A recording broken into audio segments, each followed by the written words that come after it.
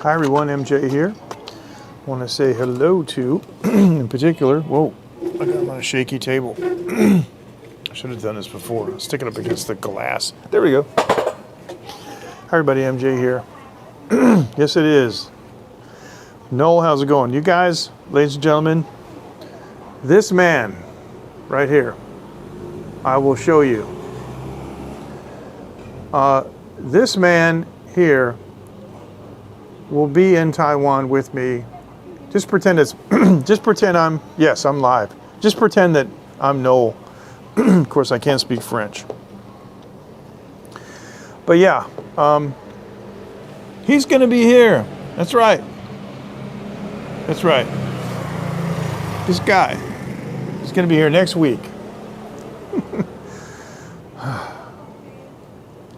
No, don't, I mean, it's not that big of a room, so yeah, more handsome than me. Matthew, how you doing? A fist bump to you. Noel, he's going to be here next week. And Noel, I talked with the lady tonight and arranged your accommodation. See, Noel's coming here, not just to Taiwan. He's coming like to this neighborhood. This is a place that I used to scope from with Periscope back in the day, right? But before I get into that, I just want to say thank you to all my new subscribers and new followers, because I'm primarily a live streamer and I have been experimenting with edited content, and a lot of I got like 14 new subs, which for me is massive, so anyway. Exactly. Now, speaking of which, out of the gimbal, I've just got my expandable selfie stick, so I'm not walking around. But let me go ahead. You guys may from the old days in Periscope, I used to live stream from this Family Mart. Now, they don't like me to show the inside of the store, but that's what it looks like. But I went across the street to the deep fried food place, and I got some of these incredible Taiwan sausages. Yeah, just what I need to spike my blood sugar, before I go to bed. And this is Kao Youyu. This is squid tentacles, and then we got some green beans, and in here somewhere are some big, let's see if I can find them. I don't know. I'm trying to look at two things at one time. Yeah, here you go. Whoops, hang on. Got some big fat mushrooms in here too. Yeah, oh yeah, and these are the flavorful ones. You know these. I know you know what these are, Noel. And of course, because it's Taiwan, it wouldn't be Taiwan unless they have the 9 Towers basil. This stuff is actually Chinese and Indian medicine. So I'm kind of like justifying my late night stack because I'm taking some medicinal herbs that are going to supposedly make me feel better, but these are like, yeah, they are. Oh yeah. And they always put them in the deep fryer. The very last second, like 10 seconds max. They'd be cooking like a chicken pie, or like these squid tentacles, right? And the last 10 seconds, they take a bundle of those 9 Towers and boom, throws it in there. They throw it up, just amazing. So I want to welcome everyone. And for those of you who have just subscribed to me, I'm primarily a live streamer. Been live streaming since the 90s, back on the PC.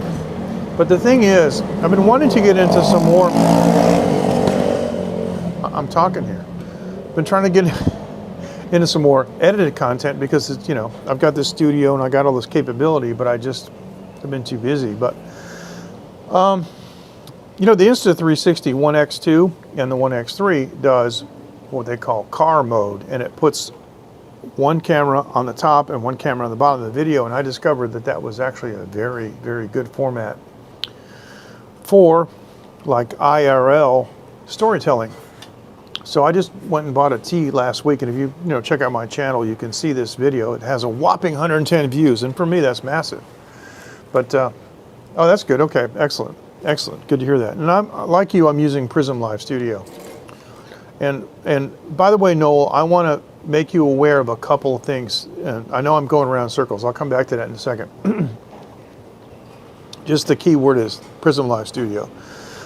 Excuse me. So I call it the over and under format. And I've done another video, but I've been so tired. I spent a couple hours on a hot mix that I was doing. And when I'm mixing records, like when I'm done, I'm so hyped up. And I lay down on my pillow, and all I hear is the damn chorus over and over again. And I go, oh, now I got to bring up the guitars, and oh, now I got to bring up the solo. You know, so this is while I'm trying to sleep. You know, so I go to bed at 2:30, and I get to sleep about 5. So the last 2 days I've been kind of burnt. But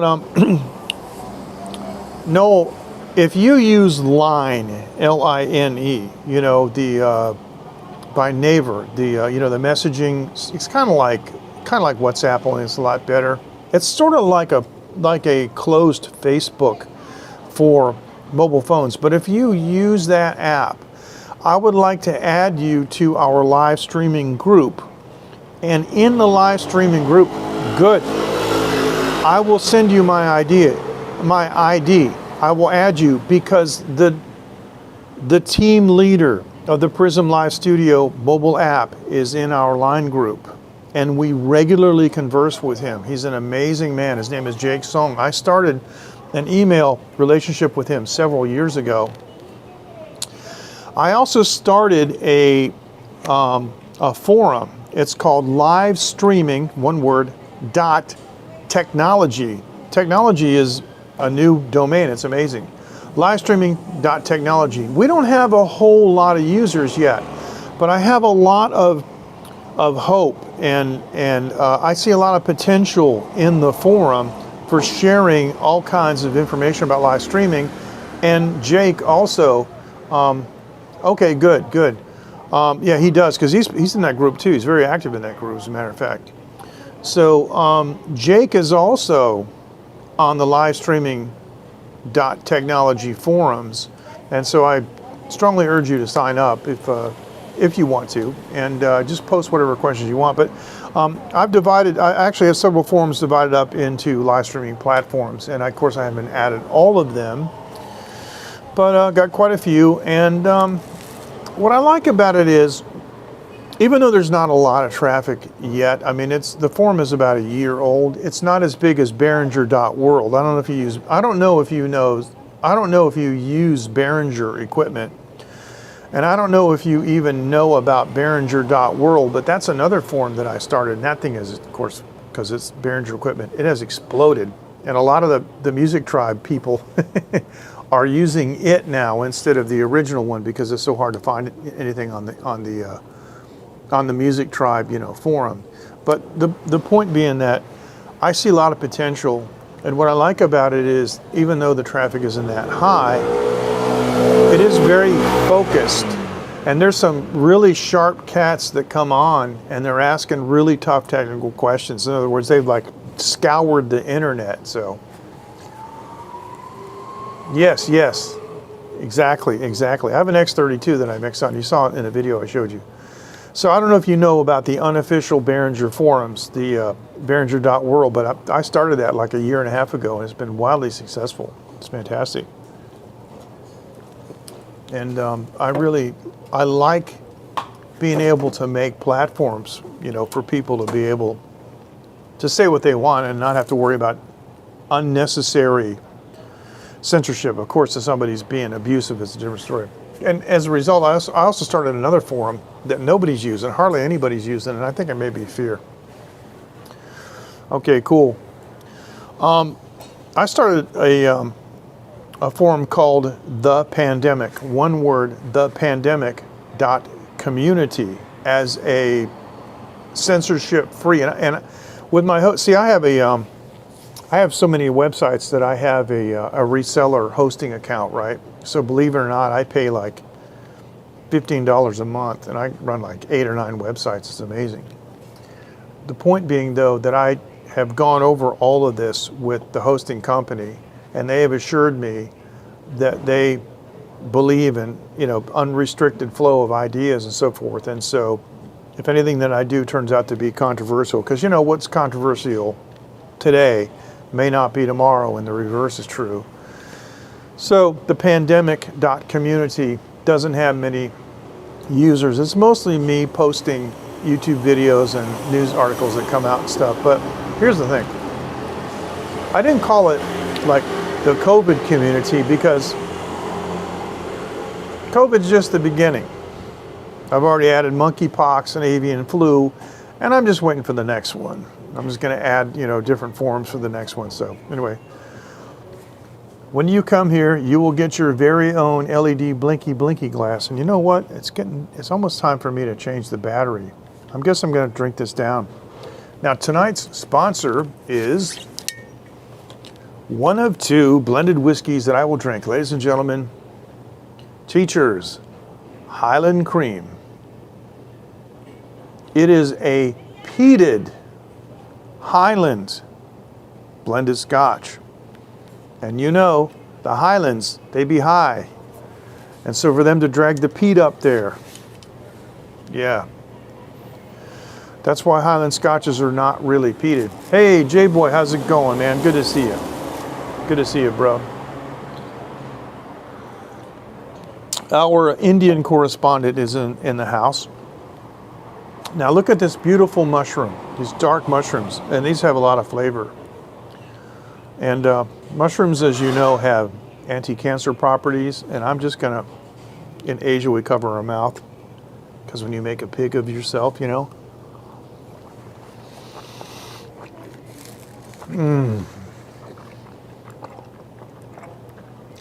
Yeah, exactly. One of them being Jeff Beck. Oh. I gotta research bacterial meningitis. I mean, Mr. Beck has access to the finest medical facilities anywhere in the world. That's not an issue. He succumbed to that very quickly. So I'm going to research that and find out what the heck that is. This is fried squid tentacles. Fried squid tentacles. Now,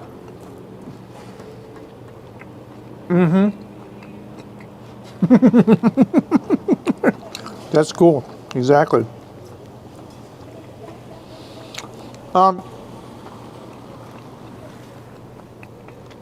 Last time I was on, I promised you guys I was going to show you some pictures of the times that my wife and I got upgraded on KLM because I had a Northwest Gold card, and I would just stand in line with it kind of like,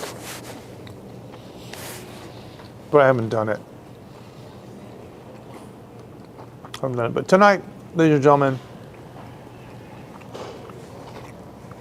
I want you to meet my co-host. This way, Mr. Noel Richard. So Noel, what do you think? I mean, does this food look like it's gonna, it's gonna appeal to you?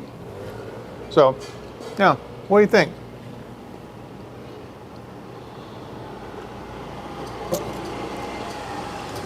Taiwan sausages. This Thai place that I go to, right? I showed this a while back. Let me find this. This Thai place that I went to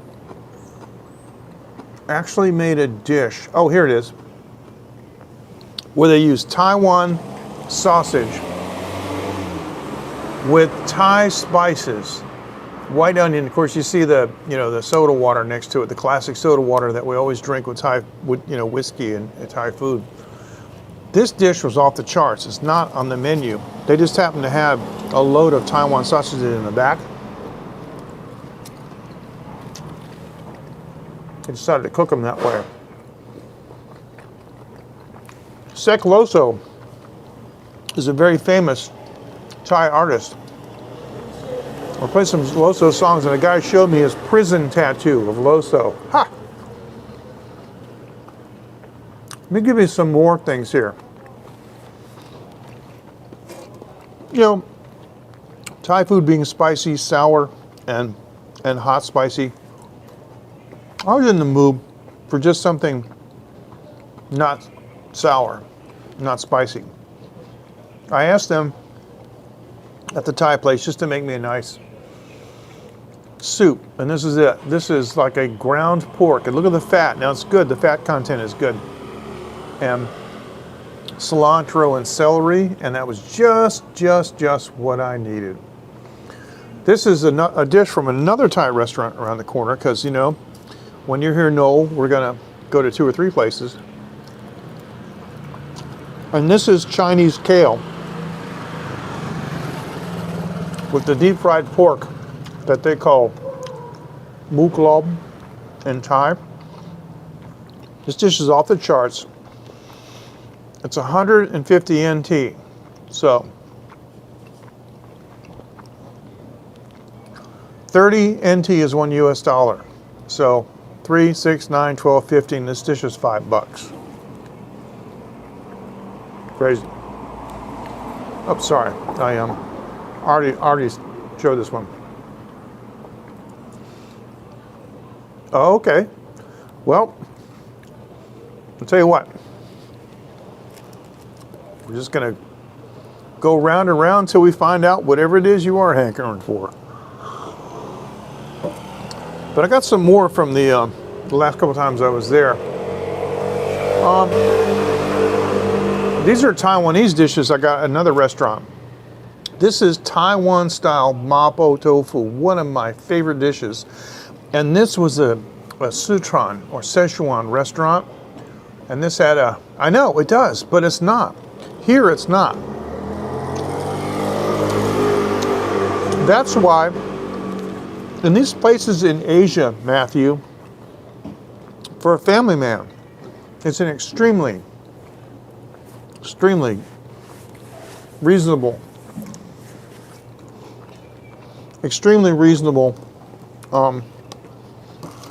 prices here.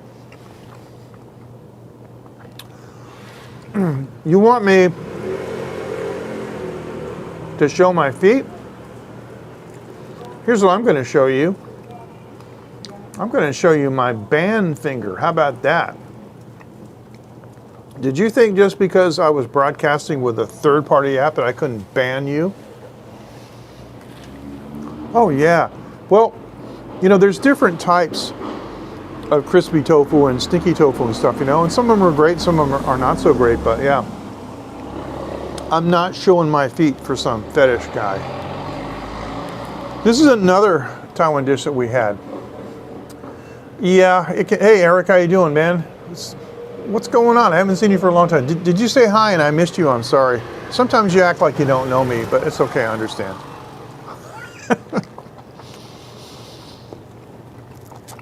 This is almost a sweet dish with peppers and tomatoes.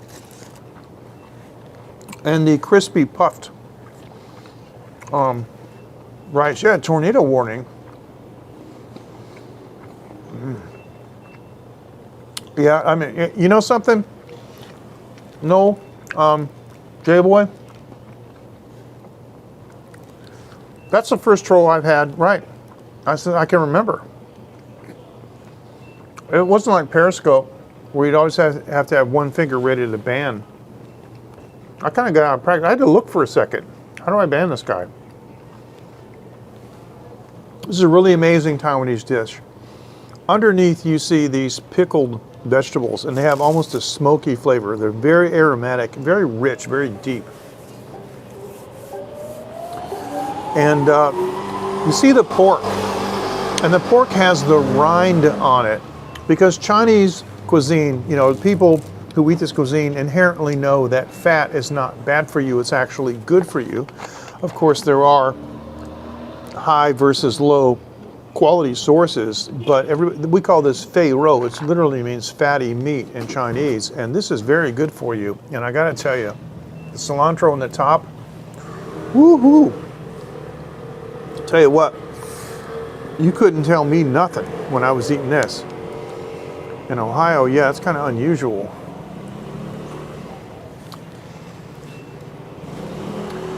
Well, I know what you mean, J-Boy, because where you live, it's mostly vegetarian. It is. You're right, Noel. It's all in the preparation, yeah. It's mostly vegetarian where you're at. But I remember my father telling me stories about being in India during, World War II, and it was hard for them. They couldn't get beef at all, naturally. But there is a Japanese. Here's the thing, Noel. Coming next week. I'm gonna leave it up to you. I'm going to show you something. There's no reason we can't do two things. We can go to the Thai side of the neighborhood in the afternoon and go to another place in the evening.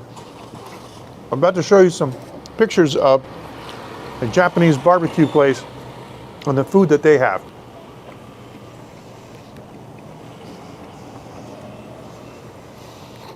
Is chicken considered like, I don't know how to put this, but like in North America, at least in the States where I was, they call chicken white meat and stuff, and it's okay to eat that because it's not red meat. Is it kind of like that? Is it kind of like that in India? In this picture on the far right, those are pieces of a type of squash, like a, what we call it, some kind of gua, like a melon, like we call pumpkin nang gua. So it's kind of like a squash. In the center, those are tofu skins that have been rolled around some kind of vegetable. On the left, of course, is pork, and the top, on the left is beef, the pork is top. The top is pork, and then there's chicken.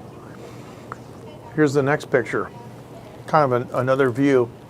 The far left is what we call tempura, which is basically made from a fish paste. And I mean, it doesn't really need any explanation. Oh, I see. Okay. It's good to know in case that I want to visit, which I do. This is a squid, exquisitely prepared and cut with a pair of scissors. This is the soup they gave us because this place also has a hot pot. And those are mushrooms and green onions.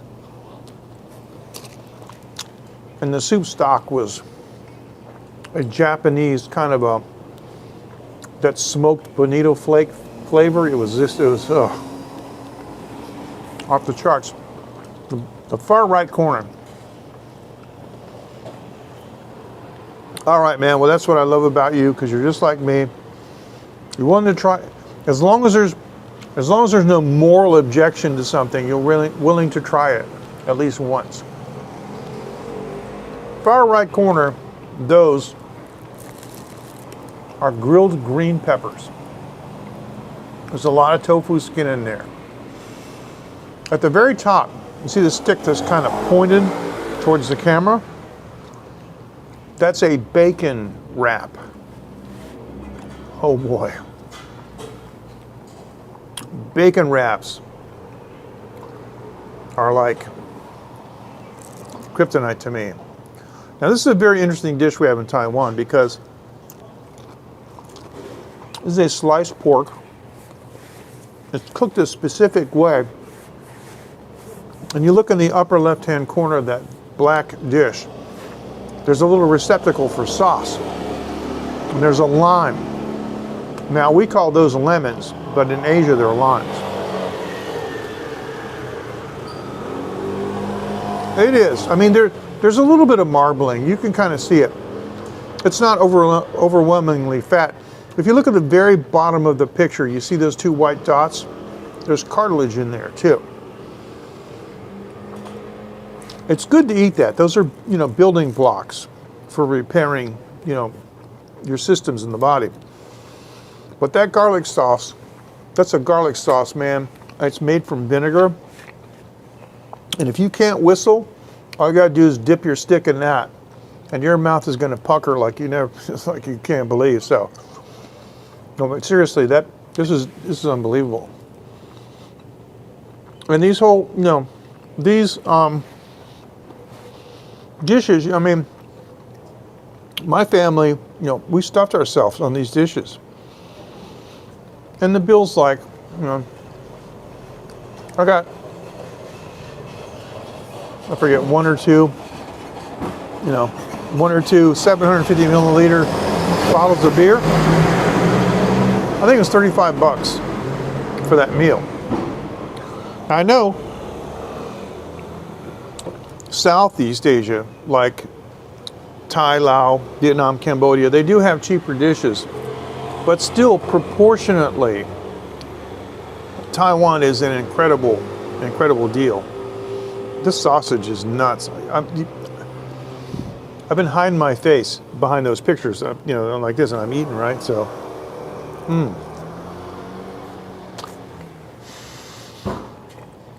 Whoa. Now, a little while ago, I went to Mr. Wu's barbecue. I've been feeling kind of lousy today, and I wanted something like this. This is, hey Ken Ron, how you doing, bro? Okay, fist bump to you.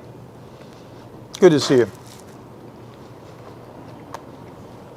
This is wok fried cabbage with bacon. If you've never had that, it's the simplest dish on earth.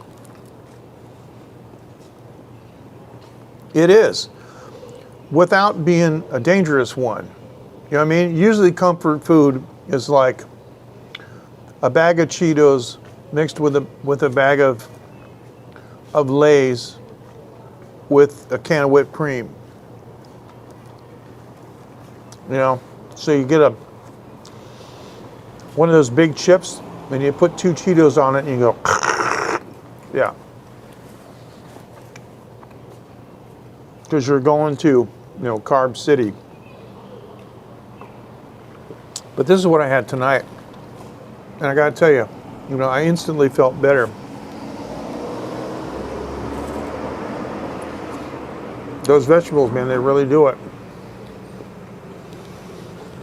But,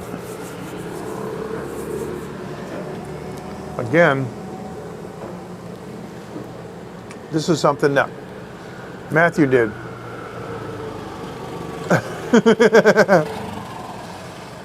That's very interesting. That's cool. Good, Eric. Good. Glad we're getting to you, bro. Getting to you. What this is a concoction by Matthew Phillips, who's here in the stream with us. His bakery made this. And Matthew, I would like to ask you please to explain what this is. And enlighten us, because this is like some, whoa, serious stuff here. So there's an ampule holding a liquid. I never saw anything like this.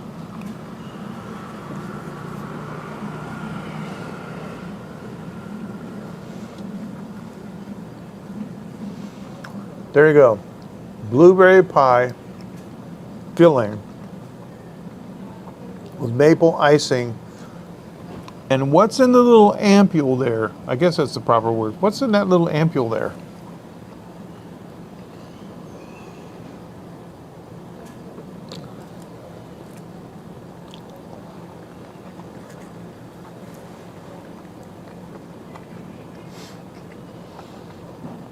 Deconstructed. Remember when Bob Bloomer used to do that? He would do deconstructed dishes. Remember that, Noel? That was really cool. That was fantastic, man. I mean, when he came out with that, so. Oh, hey Frank, how you doing? longtime friend back from Massachusetts. Hey Frank, is the weather warming up? It's warming up here. Of course, we're 25 degrees off the equator, but oh, I see.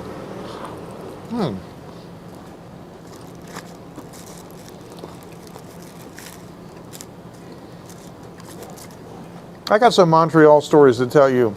Noel's from Montreal. I think I've been there 5 times. I love it. And only thing I'll tell you right now, Noel, by the way, this is my co-host, Noel Richard. He'll be here next week. And we'll be simultaneously broadcasting side by side and going like this in each other's live streams. Because that's what we do. Make no mistake about it. Montreal. Back when I was playing in the big time,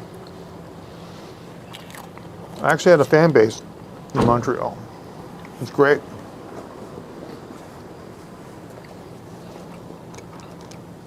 I have an amazing story. I will save it and tell you in person. But I will tell you one story, is that one of my bigger fans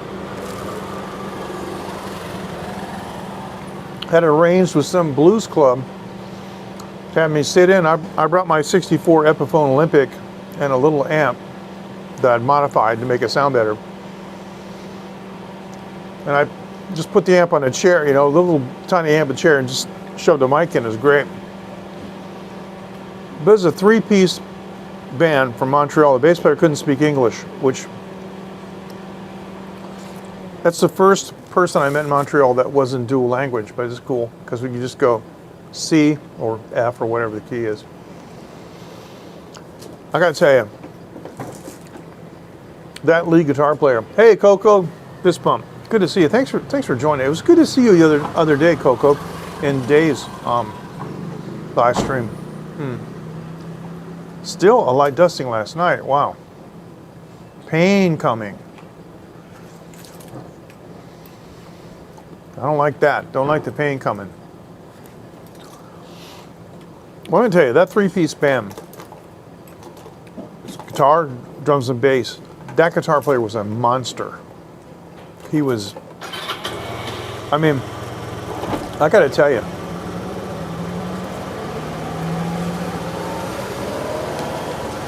I wanted to just roll the volume back on my guitar and stand there like this. Just watch this guy. And he thanked me. Ni hao. Ciao, Singo.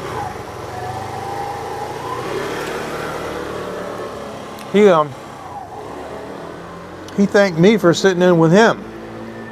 It's like, no, man, I should thank you for making me look good, because while you were soloing, I had my volume off and I was going like this, man, like I was, I was really killing it.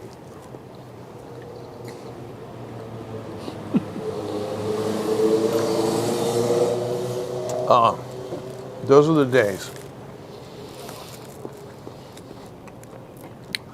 Yeah, I met some really amazing people, amazing friends, and I would go to some private homes and meet with some of my fans. And the one thing that I always appreciated was that they always switched to English for me. I was so appreciative of that. But a couple of times they looked at me and spoke in French, and I'm like, and they're like, oh, sorry. It's just, because it's a natural thing to do. It's hilarious. But I did go, this is really funny. Rain, oh, the pain. Did I read that wrong? It must be. Hello, rain, okay. Yes, sorry. I went to a Chinese restaurant. And I've been speaking Chinese for a long time, right? Way before I came to Taiwan. So I was in a Chinese restaurant, and they were out of rice. So the first waiter that came by, I said to him in Chinese, I said, excuse me, sir, there's no more rice in the buffet. He goes, okay. And he brings out a tray of rice, and he comes over to my table, and he says to me in Chinese, he said, "Just now, you did speak Chinese to me, right?" And I went, "对," which means right. And he was like, oh. He says, "Suddenly I thought I could understand French really well." It's like, those are the things that just make my life I mean, I love this stuff. Those kind of things make life, worth living, right? So yeah, he did. That happened to me another time because I was in Thailand in 2006. Now this is before the middle class. Oh, come on, man! It's the auto exposure. What changed? I gotta hold it right here. I don't know what's going on. Before the Chinese middle class was raised up to where they could travel a lot. 15 or 20 years ago, there weren't that many Chinese people. It's a very bad light show. See, Prism allows you to click and lock, but it's still subject to motion. I got to talk to Jake about that because I think lock should be lock. Exposure lock should be lock. Anyway, I don't know if I can. It wants to focus, but anyway. Oh, let me do this. Hang on. I'm going to go to the camera. Camera Pro, and let's see if we got no those. Okay, on yeah, it says this feature will be available soon. Sorry guys, on yeah, okay, never mind. On Android it's not there yet. Exposure lock, but at that time I was in Thailand in 2006. There weren't that many Chinese people.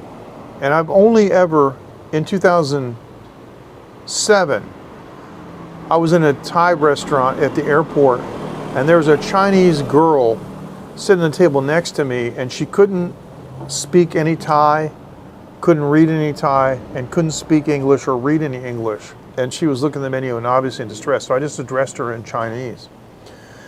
And it's funny because there's a lot of foreigners around, and foreigners usually take notice if they see like a white guy speaking a foreign language, right? And I said, excuse me, may I be of assistance? And she said, oh yes, I want to order this and that and that. And it just so happened, I know how to say that in Thai. So I said to the waiter, and the waiter came over, and I said what she wanted in Thai. And you should have seen the mouths drop on the foreigners, because even if you don't understand Thai and Chinese, you can tell by listening to them that they're different languages. The same way you can tell that French, Italian, and German are different languages by how they sound. So that was pretty cool. That was funny. But in this particular case, I was at the airport, and yeah, I know. And that's saying something too, because my hair is really white. My hair is so white that I have to keep my phone on reading mode all the time. So it looks like, normal flesh color. That's how white my hair is.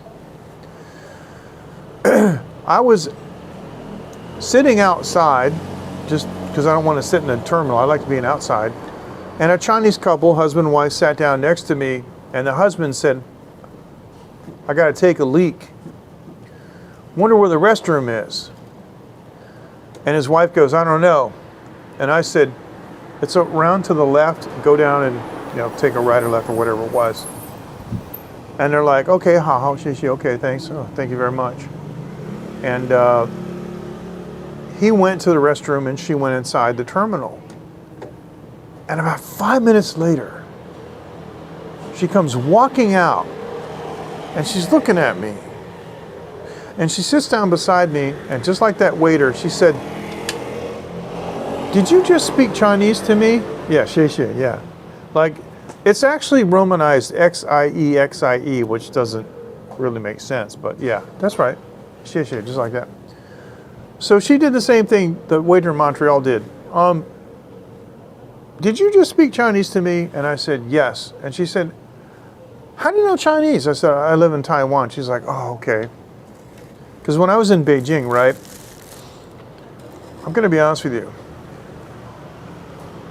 I cannot understand a single word anybody in Beijing says. I get on the bus, and I want to know how much money it is. All I hear is, so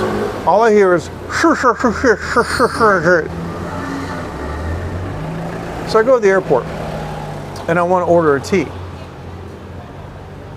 So I order tea exactly the same way that I do in Taiwan. He just goes, how? And he makes a tea, and he comes back to me, and he says, your Taiwanese sounds like, I mean, your Chinese sounds like Taiwanese people.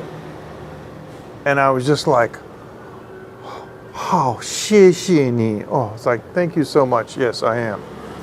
So,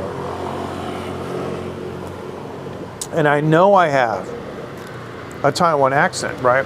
But it comes in really handy because, like, it's funny, right? Because I grew up in the South too, right? Ken, I use that joke, and it works in Chinese too, because they cut my hair, right? And I go, oh, look, it's snowing, and they all bust out laughing. They think it's crazy. I'll tell you another story about getting a haircut here too. So, it's so funny. It's exactly the same thing. You know, it's amazing because all humans have this commonality. And it's like you can be anywhere, listen, you can be anywhere in the world and look at another man and complain about your wife, and he's going to go, oh, yeah. I mean, some things are universal, guys. I'm sorry. I don't write the rules. I just play by them, okay? I don't write the rules. I don't write them. I just play by them. And so that's just how it is. But, well, let me go into the haircut story. So I went to get my haircut. I go to the guy in my neighborhood now because he's better. But there's a place on one of the streets, actually where I bought the tea.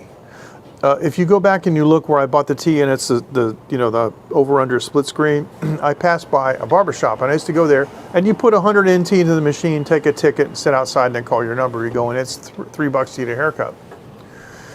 So I sit down, and the lady says, is it okay if I speak Chinese? I'm like, yeah, sure.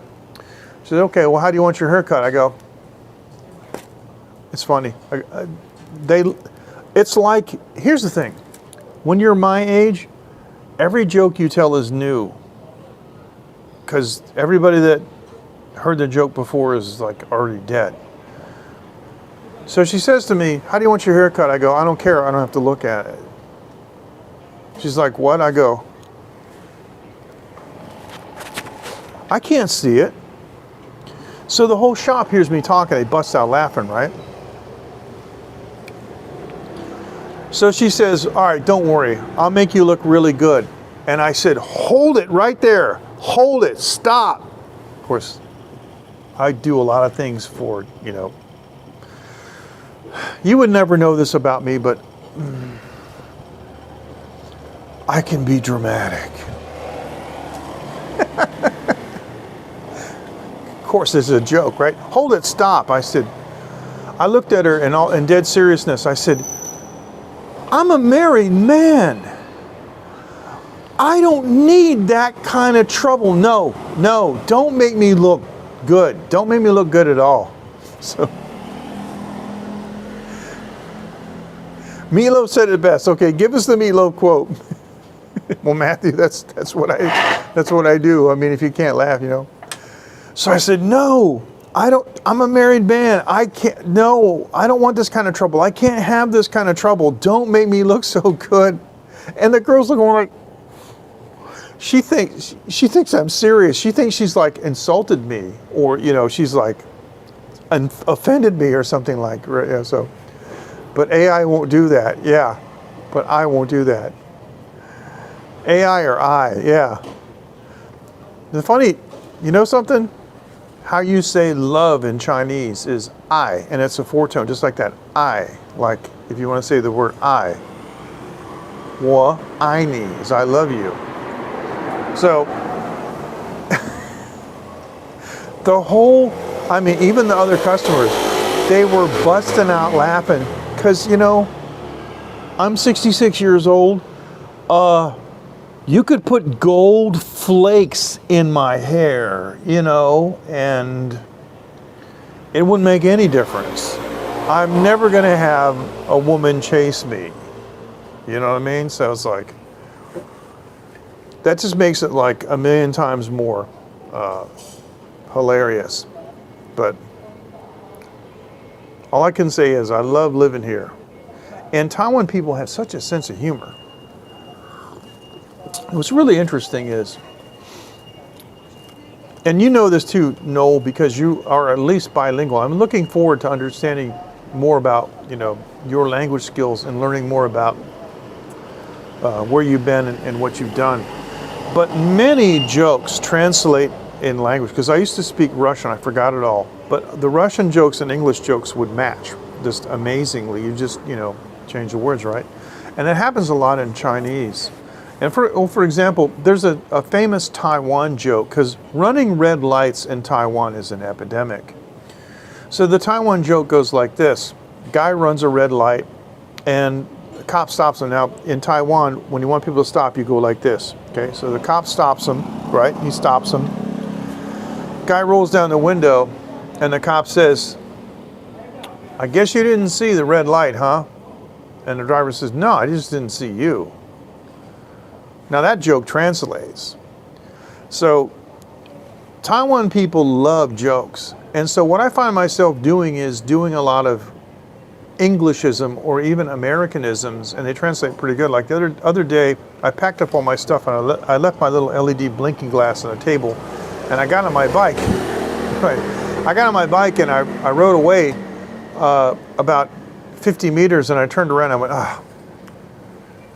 And I went to pick up my glass, and I said to the guy next to me, I said in Chinese, I said, oh, 忘记了，有一天我忘记我的头, which means, oh, I forgot this. And I said, you know, one day I forgot my head. And he thought that was the funniest thing he ever heard, you know. We say that in English, right? Oh, if my head wasn't bolted on, right? Yeah, dry humor, especially dry humor.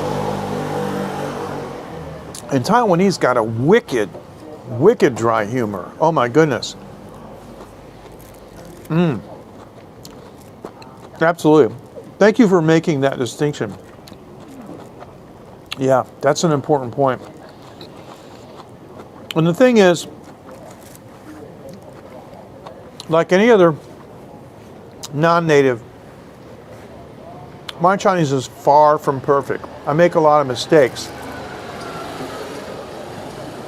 But they can be viewed as cute.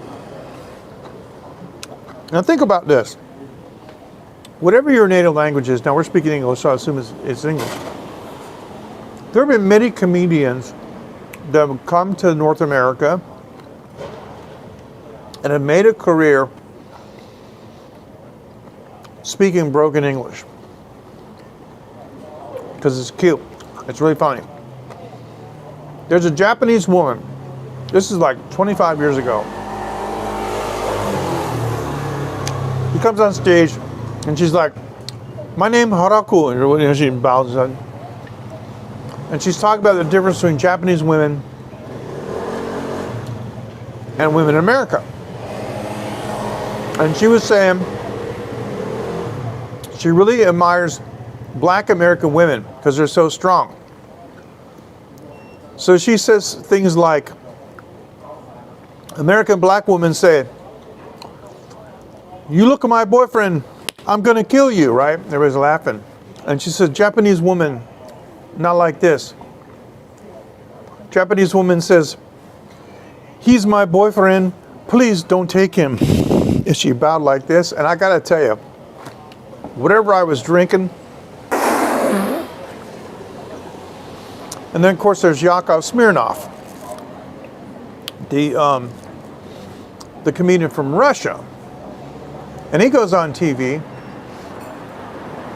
and he says, you know, American humor is a little bit different from Russian humor. For example, in Russia, yes, exactly. Now, okay, so let me do my Russian accent. Okay, so he says,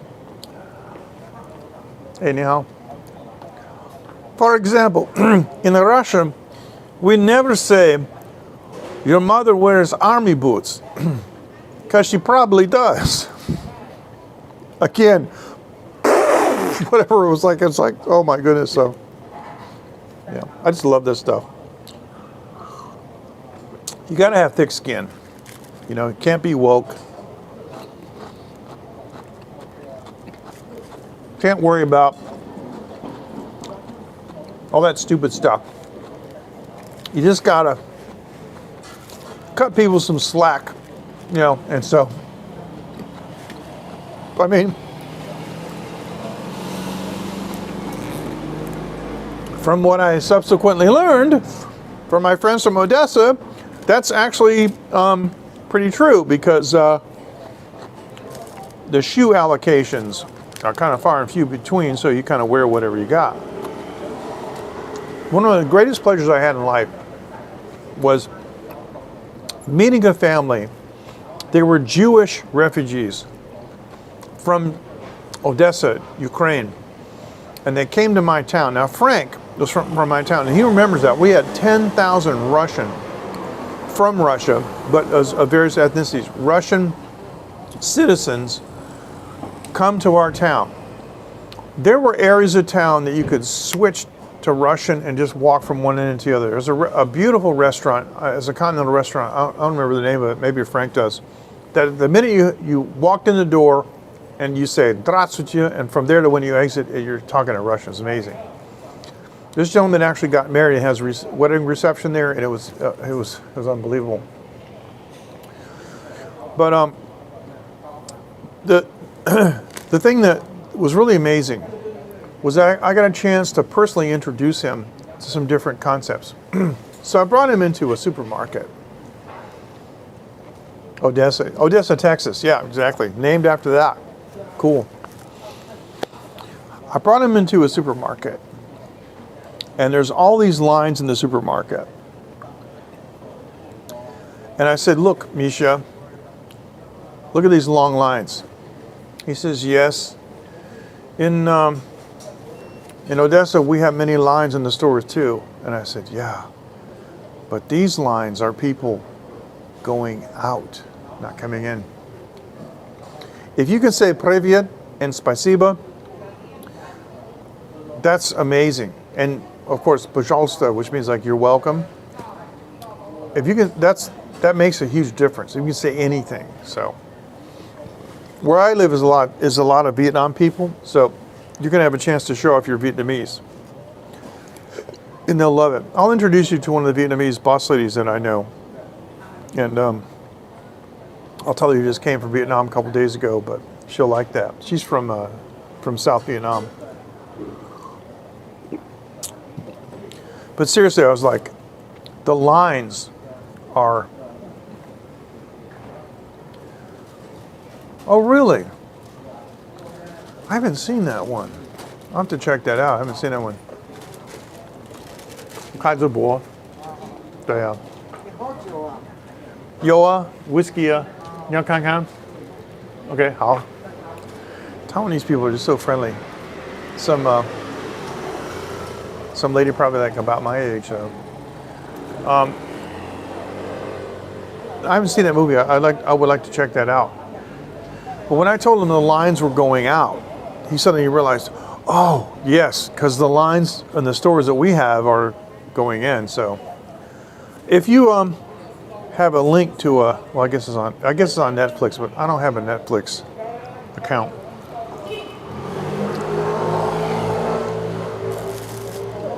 I have like Curiosity's Dream and Da Vinci Kids. Remember, I'm 66, and my wife gave birth to a child when I was 56. I have a 10-year-old, so I don't have Netflix.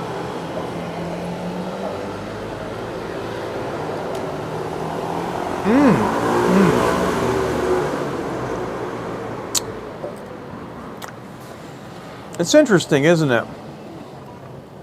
Now, let me ask you a question while you're here. When you go back to your home and or visiting in your home country, and you're talking in a language that everybody else can hear, you know, and understand. And one of your friends asked you about some of your travels, and you start talking about the things that you've done. Do you find that there's a lot of interest from people all around you? Suddenly they're not eating, they're listening. Do you know what I mean? It's like, suddenly it's like, there's a spotlight on you, and what did he say? He said he was in Cambodia. He said he was in Papua New Guinea or whatever.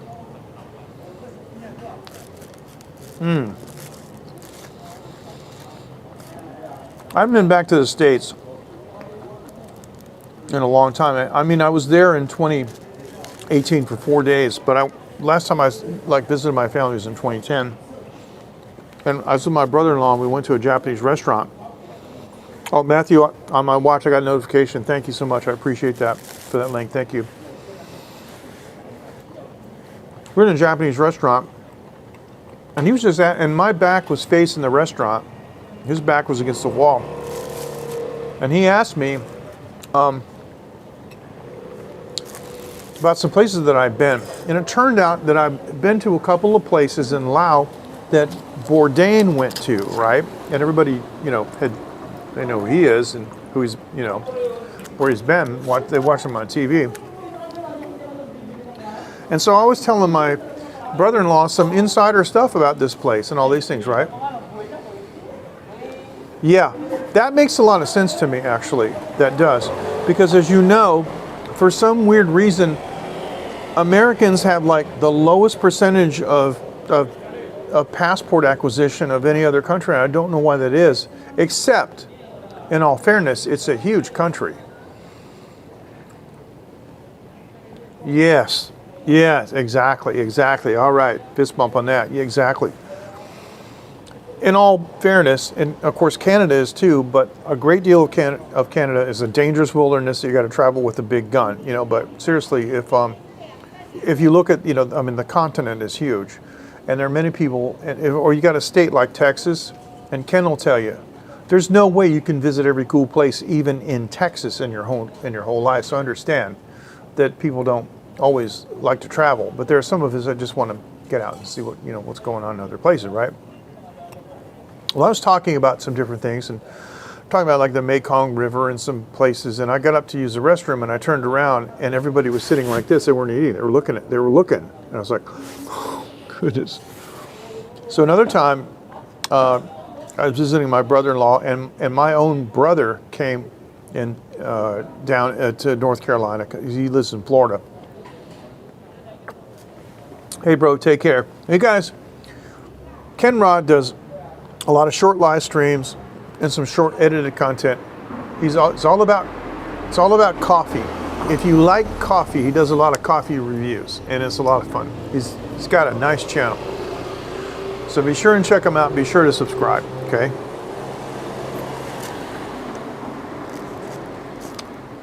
All right, now. So my brother he says, I know a really great Thai restaurant. I'm in. So it's in Greensboro.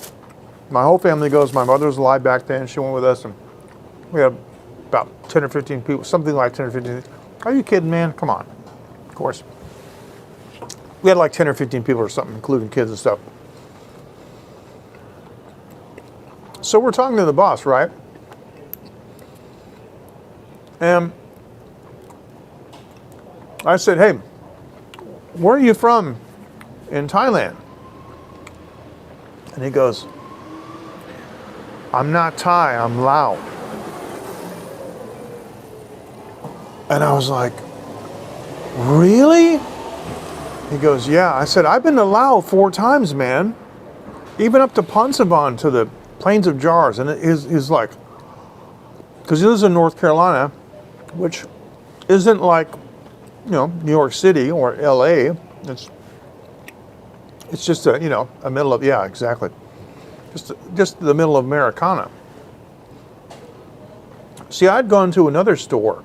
I mean, to like a product store earlier in the week, and I was looking around. They had a bunch of Thai music cassettes. They had a lot of Lao stuff, and I was looking around. And the more I looked, I went over to them and I said, "Excuse me, you're not Thai, you're Lao, aren't you?" And they're like, and they're big smile, huge. So here's what happened. We had ordered the food, and then the boss came out because my brother knew him. And so we'd only ordered like maybe 10 minutes ago. When he told me he was Lao, I said, "Can you make Lao dishes?" And he's like, "Of course.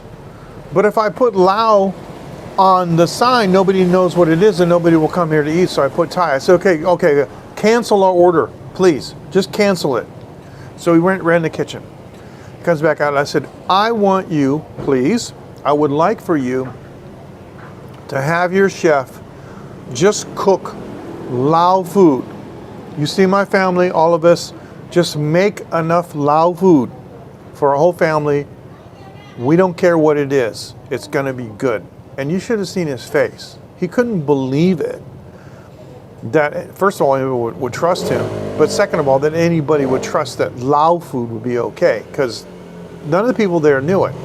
So what started happening was, just like what I was saying a few minutes ago, when I was talking with my brother-in-law, and people were listening. Of course, I'm standing up, I'm in the middle of the restaurant, I'm talking to the boss. People are hearing what's going on, and they're looking while they're, some people just arrived, and they're looking at the menu, so now they're starting to wonder,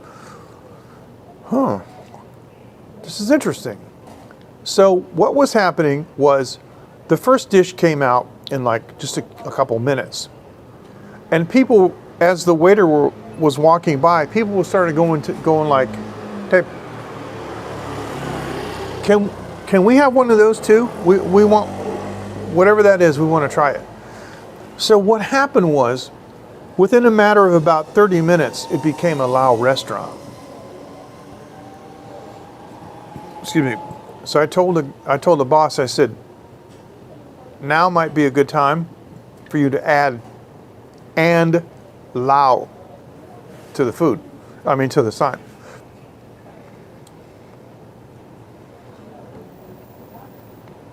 Oh. Gosh. You are like giving me a headache because I'm trying to strain to remember that episode. Yeah. Boy, that's true. Seinfeld, I've gone back a lot older and watched some of those old episodes, and some of them were actually remarkably insightful. But yeah,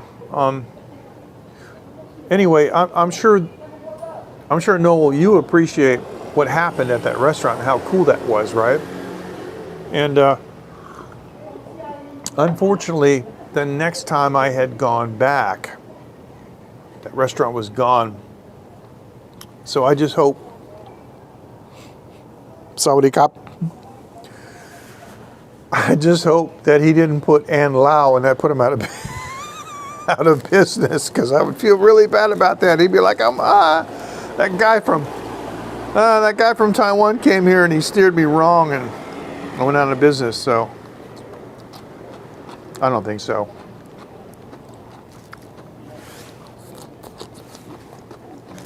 But what I have learned is that usually in the States, Thai people are kind of surprised.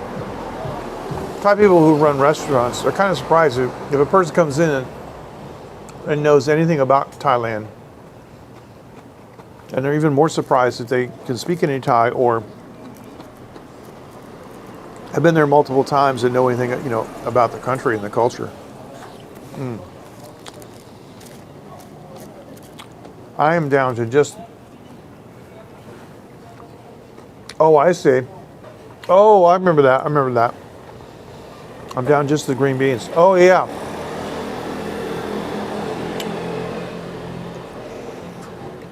There's one I was thinking about the other day.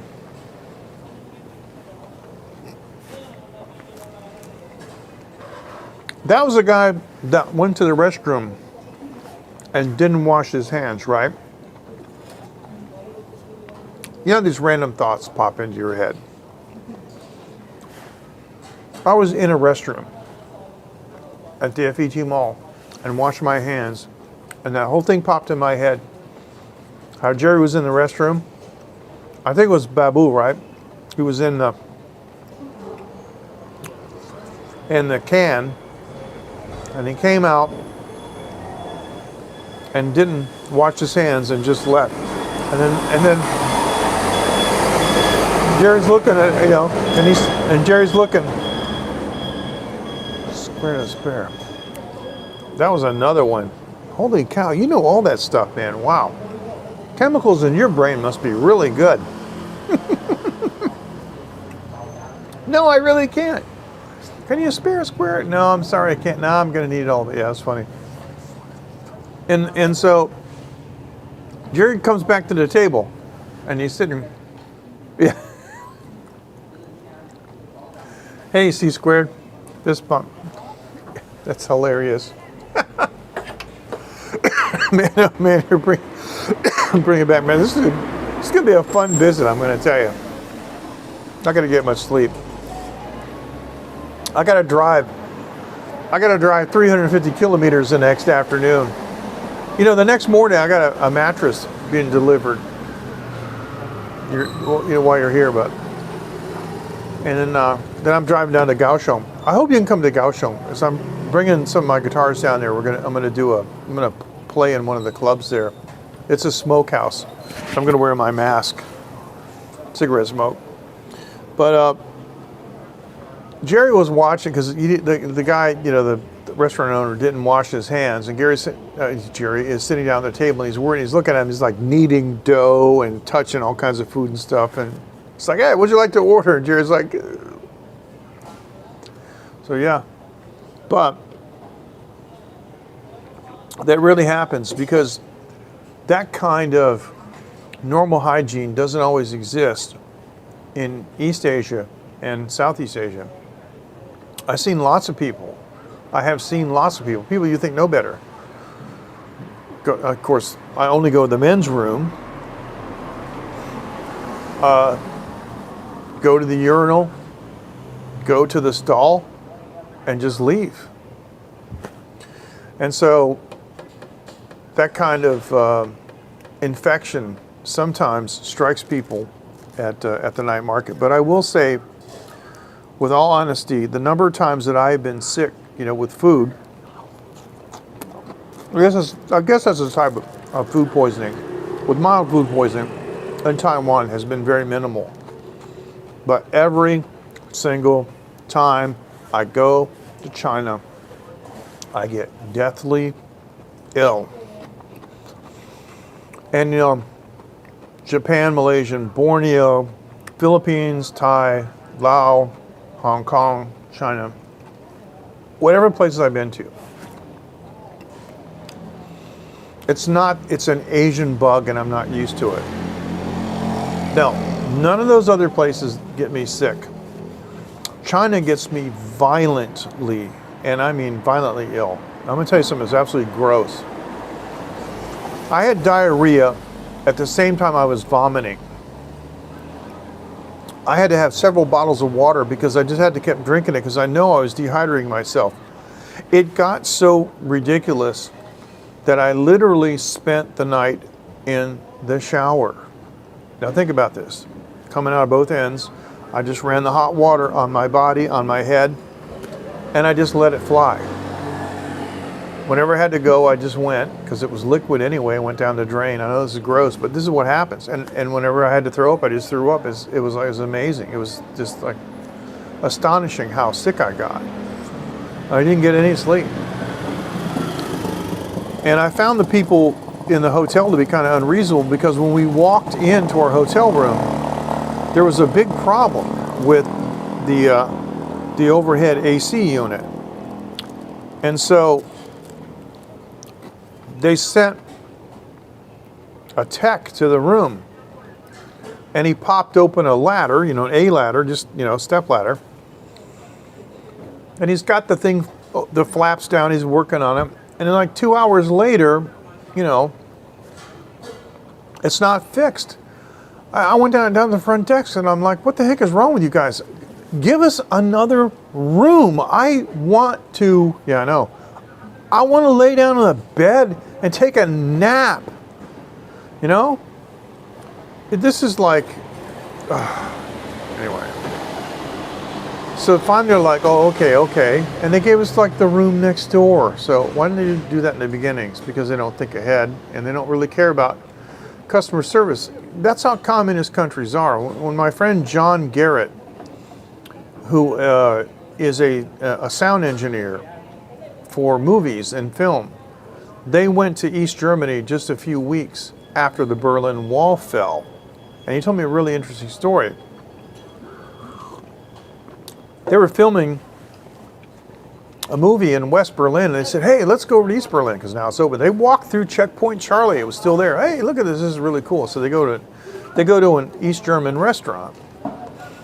And they went, wow, look at this patio. This is amazing. And so they went inside, and they said, yeah, there's like, 10 of us who want to have lunch. And the waitress goes, over here, please. And they said, no, we want to sit out in the patio. And she goes, it's impossible. And they went, okay. And they had native German-speaking people. And so John was telling me that the Western Germans were saying to her, all right, well, if we can't sit on the patio, we're going to go to someplace else. See, nobody ever said that to them before, because the East Germans just go, okay, because they got no choice. Like Yakov Smirnoff used to say, it's great being a comedian in Russia because we have captured audience. Not captivated, captured audience. So she went and talked to the boss, and the boss said, okay. So they opened the veranda, follows the rules, exactly. So they opened this patio, whatever it was, and they sat out there. And John is telling me that they were having a conversation in English. But what exactly? But they were sprinkling it with German whenever the waitress came by because they wanted to educate her. And one of the things, I still distinctly remember this, and if John were to join this live stream right now, he would tell the story. But John, as I recall this plain as day, John says that when the waitress was approaching, so it looked like they didn't know, he said, as she's coming up, when these East Berliners understand that the better service they get, the bigger the tip that they get, you're going to see a major difference in their attitude. And you know what happened? She took up a station 2 tables away and sat there. And every time somebody drank more than 3 sips out of their water, she was right there pouring water, and she was like waiting on them hand and foot. And they gave her a huge tip. I think it's amazing. So, yeah, so many experiences about traveling, and it's just so amazing. And it's unfortunate when people have a negative way of thinking based on the ideology of the country, where they live. And I can say that about, my own country. I can say that about my adopted country and every country. But you just have to, pick and choose what works good for you, what makes sense, for you to live. And for me, Taiwan is just, I can't, people ask me all the time, they say, do you like Taiwan? I go, no. And they're like shocked. I go, no, I love Taiwan. Don't make mistakes. If I tell my wife, yeah, I like you, oh, that's gonna fly. No. It's genuine love. And Taiwan people they're amazing. Noel, I look forward to introducing you to that concept of the amazing Taiwan person. Sorry, there's a fly. I don't know if you're going to be able to go down to Kaohsiung. But even if you don't even see me down there, hang out with me at all, you need to go to Kaohsiung on your own, because it is off the charts. It's like a magical city. Most of the city is lit up with high-tech LEDs. It's just phenomenal. And unlike Taipei, where everything is old and kind of decrepit and the streets are really narrow, I hate Taipei, I'm going to tell you. I'm the only foreigner that's never lived in Taipei. I will never live in Taipei except if I have to go there in handcuffs. It's just old and decrepit. Everything's expensive. There's no parking. You know, you buy a house there, it's 50 years old. You know, there isn't even a third prong on the electrical system. Go to Kaohsiung and the streets are boulevards. They're so wide, they're 3 lanes, plus they have a side road with an island that's usually 2 lanes for scooters. And like I have a recumbent trike, you know, not a recumbent bike, but a 3-wheeler trike. And I brought it to Kaohsiung and I had a blast. I rode, I don't know, 30, 40, 50 kilometers all on those side roads. And because Taiwan drivers are accustomed to scooters and wheeled vehicles, nobody even came close, you know, to injuring me. I had not even close. And the quality is down there. There's a place down there called the Cowboy Bar in English. It's actually called the Western Cowboys Pub in English.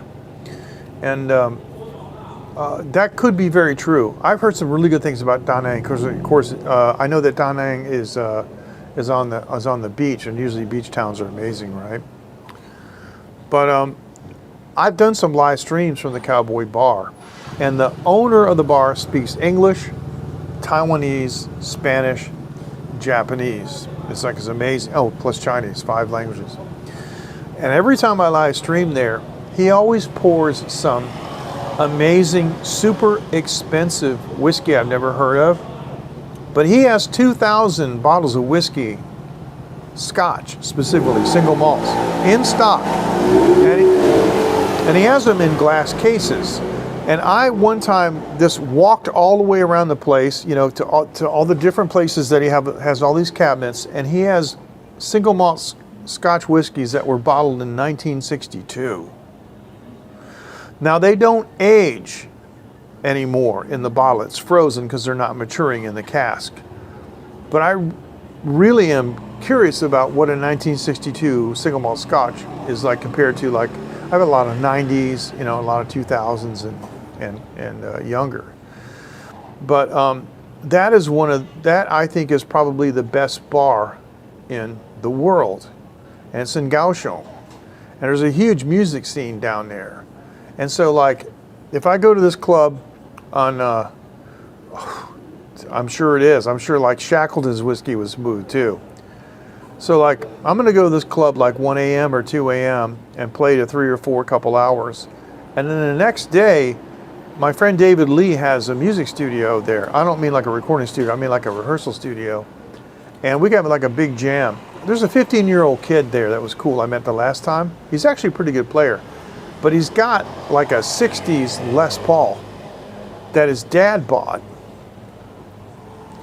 I have so many Les Paul and Flying V stories from the age. Hey, ni hao. Oh, sorry. 안녕하세요. Yes. 대단히 고맙습니다. Thank you so much for joining me. It's a long time no see. How are you doing, man? Of course I remember you. This, ladies and gentlemen, is Africa TV, and thanks to the power of Prism Live Studio, not just that, but I mean lost stuff under the bed. I'll tell you really quick. Thanks to the power of Prism Live Studio. Oh, by the way, this is my co-host, Noel Richard. Noel Richard. It's another guy that I know named Noel Richard. Noel Richard. And Noel will be in Taiwan next week, so you don't want to miss that, okay? We're just talking about fun stuff, you know, traveling around and different things. So whatever you want to talk about is okay with me. Africa TV is a Korean live streaming platform that is natively supported by Prism Live Studio. And it is the holy grail of comment capture, because Africa TV themselves do not offer a chat box URL so you can make your own widget. But it's because that Prism Live Studio is owned and operated by Naver, which is a Korean firm. So let me read the thing I said. Really?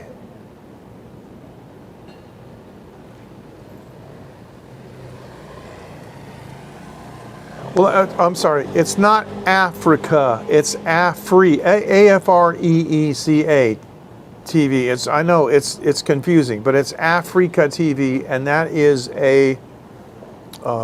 it's a Korean live streaming platform. And before I forget it,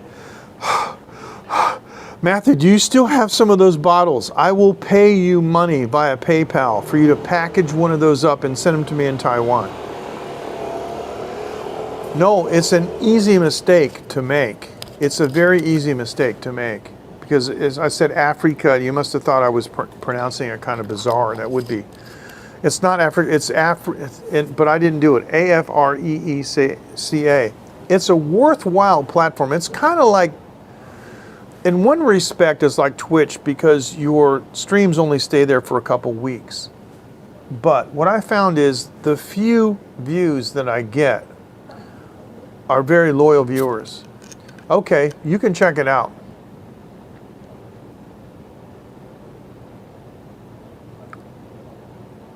Yes.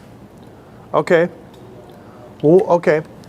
We can assist you with that. So, in Taiwan right now, it is 0051. It's 51 minutes after midnight. So I think we're 1 hour difference from Korea, right?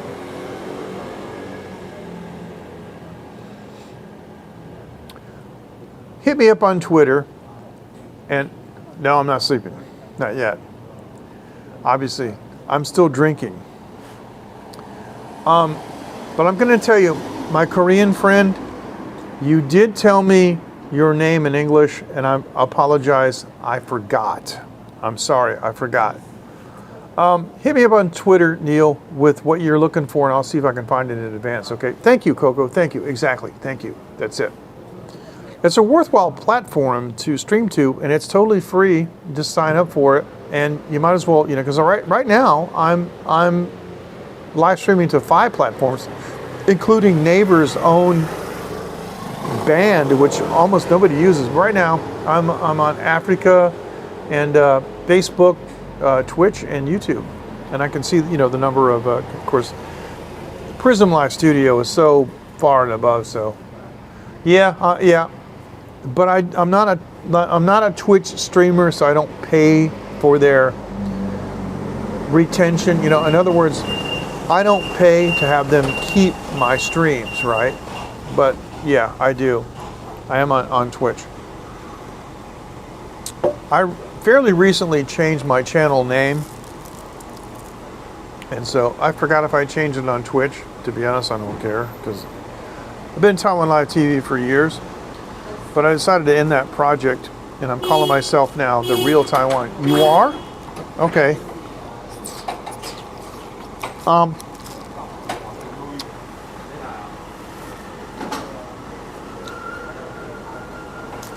This may be a big mistake. Send me an email.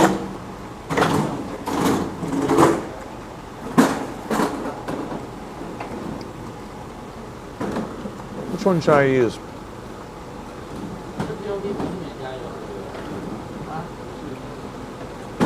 That I don't know. No, I'm not a big Twitch watcher.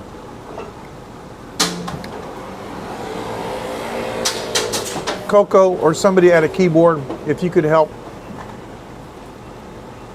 Send me an email, mjklein@gmail. I think I just killed myself with spam. Send me an email, okay? And if you are gonna anywhere be in the area, I'd love to meet you and take you around. I've lived in this area, for 17 years. mjklein at. Somebody please type that for me, okay? So he can read that. I know a lot of local history about this place. We have an old streets down here that predates the ROC and actually has what they call in Chinese Baroque architecture. Baroque architecture. There's the Liu House in Fangliao that's been there since, yep, thank you. That's been there since the 1700s and has a family mausoleum behind, and it's open to the public, and the Liu family still lives there to this day. There's the Baozhong Yimen Temple. That's one of the most important local Hakka centers of culture and religion, and it was founded because of it was founded to honor the death of 2 martyrs. It's amazing. A lot of culture around here. And as Noel is going to find when he's here, we're going to drive down the road and we're going to hang a right, and within 3 blocks we're going to be from a metropolitan area to rice fields. The last time one of my Japanese friends came to Taiwan, I took her for a ride around, and I took a side road, and I looked at her and she was crying. She was going like this, and I said, "Everything okay? What's wrong?" She goes, No, I haven't seen rice fields like this since I was a little girl," because she lives in Osaka. It's like, wow. Well, it's like almost every part of Taiwan is like that when you just get off the road. It's amazing. This place is phenomenal. If people knew how rich and how amazing Taiwan is, they probably wouldn't go anywhere else until they explored it sufficiently, at least. The East Coast, when my brother was here, and on my blog in 2011, I did a 5-part series. We went up the Rift Valley. Now, if you look on my Facebook, which I'm not a big Facebook fan, but I'm MJ Klein TW, and I recently started Facebook because I'm not sure if I will. I want to. I really, really, really want to, because I'm sorry. I hate to admit this, but the first Asian language that I studied was Korean when I was 19, and at one time I could understand every single thing that was said to me in Korean. I was that fluent, but I forgot it all. And then same with my Russian, I forgot that too. You have to use these things, but I would love to, man. Are you kidding me? So you're gonna contact me, right? You're gonna send me email, right? Because if you do, I'm gonna take you around. And you don't have to pay anything. Okay, don't worry about that. I'll pick you up at the train station, and I have a van. So you, your wife, your family, whatever. I got 7 seats. Okay, so if there's me, if you got you and your wife and 4 kids, we're all good. Nah, it's never gonna happen. Never gonna happen. Never gonna happen. Because here's the thing.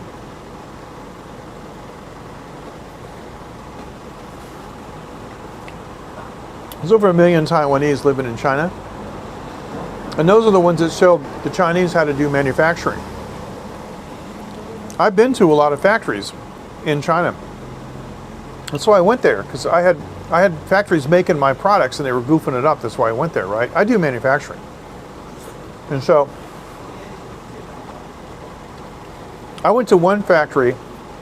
It's not gonna, especially since the new War Games was released, because all the previous ones have been classified. Have I been to Thailand? More than 20 times. I'm very well known in Thailand. They think I'm a rock star in Thailand. They don't know I'm not. Every time I go to Thailand, they drag me to someplace to play a show. Thailand is my second home, we call it. We call it our second home. There's a close personal friend of our family friend in Chiang Rai, that owns a home that we can stay at anytime we want. And by the way, you guys, if you want an unbelievable vacation in Chiang Rai, not Chiang Mai, Chiang Rai, let me know, because Dr. Sujanya, that's her name, she's a PhD educator, has a beautiful house. She works on the weekend. She actually only comes home on the weekend. She works during the weekend in another province. And she told me personally that any of my friends are welcome to rent her house, and we're talking like cheap. Like we're talking like $80 to $100 like a week. Okay, it's a 2-story house, and the village is amazing. And down the street is a guy named Mr. Sock, who has a car, and he'll drive you anywhere that you want to go. But I got to tell you, if you just want to chill and relax, it's one of the most amazing places. It's so quiet. I ran a long wire and was listening on shortwave, and I was hearing stuff all around the world because there's no noise there. There's a cow field out there, and there's 2 fish ponds, and it's like you can hear your ears ringing. That's what I love. That's my idea of a good time. That and Sangsom rum, but yeah, you gotta have rum. But yeah, so it really is. And Asian people are cool too. They really are. So I used to hang out with Korean people, man, and they're always very tolerant, very patient with me, and they always explain things about culture and language. I loved it. And same with Thailand, and I learned so much about it. And so what it does is, I heard some people before on some, like, chat groups, they're saying things like, yeah, that's easy because we have a KLM flight every single day that goes back and forth between Bangkok and Thailand, and it's cheap. If you come to Taiwan and you want to go to Bangkok from Taiwan, it's super easy and super cheap. And you can come back a couple days later and then hang around. So, see, Taiwan is a hub. It's in the middle of everything, right? When my sister, I'll come back to the other thing in a second. Yes, really. Yes. Look it up, KLM. My sister was on a missionary trip to the Philippines. I said, well, just come to Taiwan, book your ticket to Taiwan, and we'll go over, we'll just book a $60, red-eye Cebu Pacific flight to Manila, a round trip to Manila. And that's what she did. But if she had booked directly from the U.S. to Manila, it would have cost like $700 or $800 additional dollars. It was just amazing. So she said, just come here. Yeah, see, Taiwan is a hub. Everything's close. David, Osaka is 4 hours from here. Thailand's 3.5 hours. I flew over the Philippines to go to Borneo. I've been to the Philippines. We go to Thailand. We go to Thailand. I've never flown to Laos because we go to Thailand. We just cross the land border. It's amazing. It's really super easy. So, but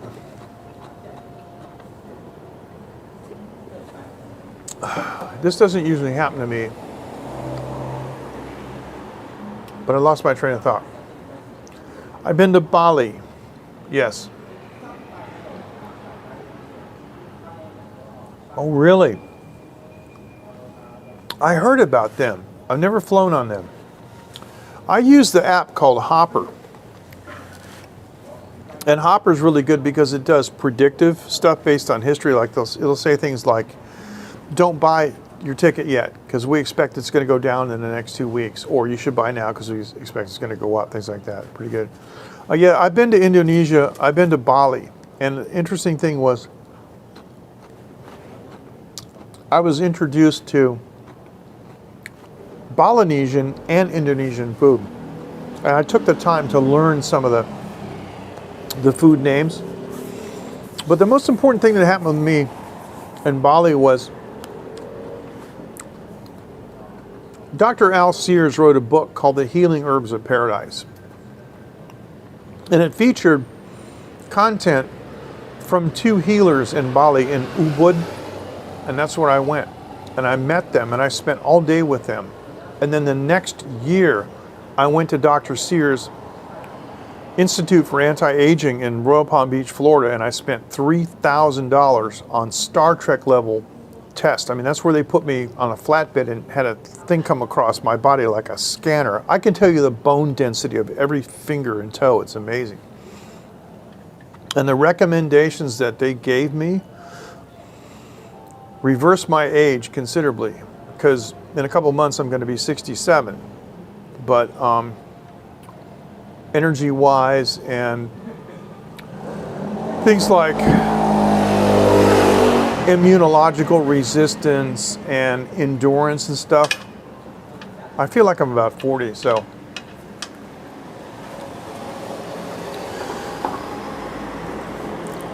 I saw some, you're right, man. I saw some craftsmanship there that was off the charts. And one of the things I really wanted to get was a Bali knife. And I bought a knife and it actually had 2 knives in one scabbard. It's pretty cool. But yeah, those people are so talented, you know, and they're really polite. And of course, a lot of a lot of cultural similarities with regarding to politeness and so forth. But you know, one thing I was really surprised about that I didn't realize was that Bali is Hindu. They're not Muslim.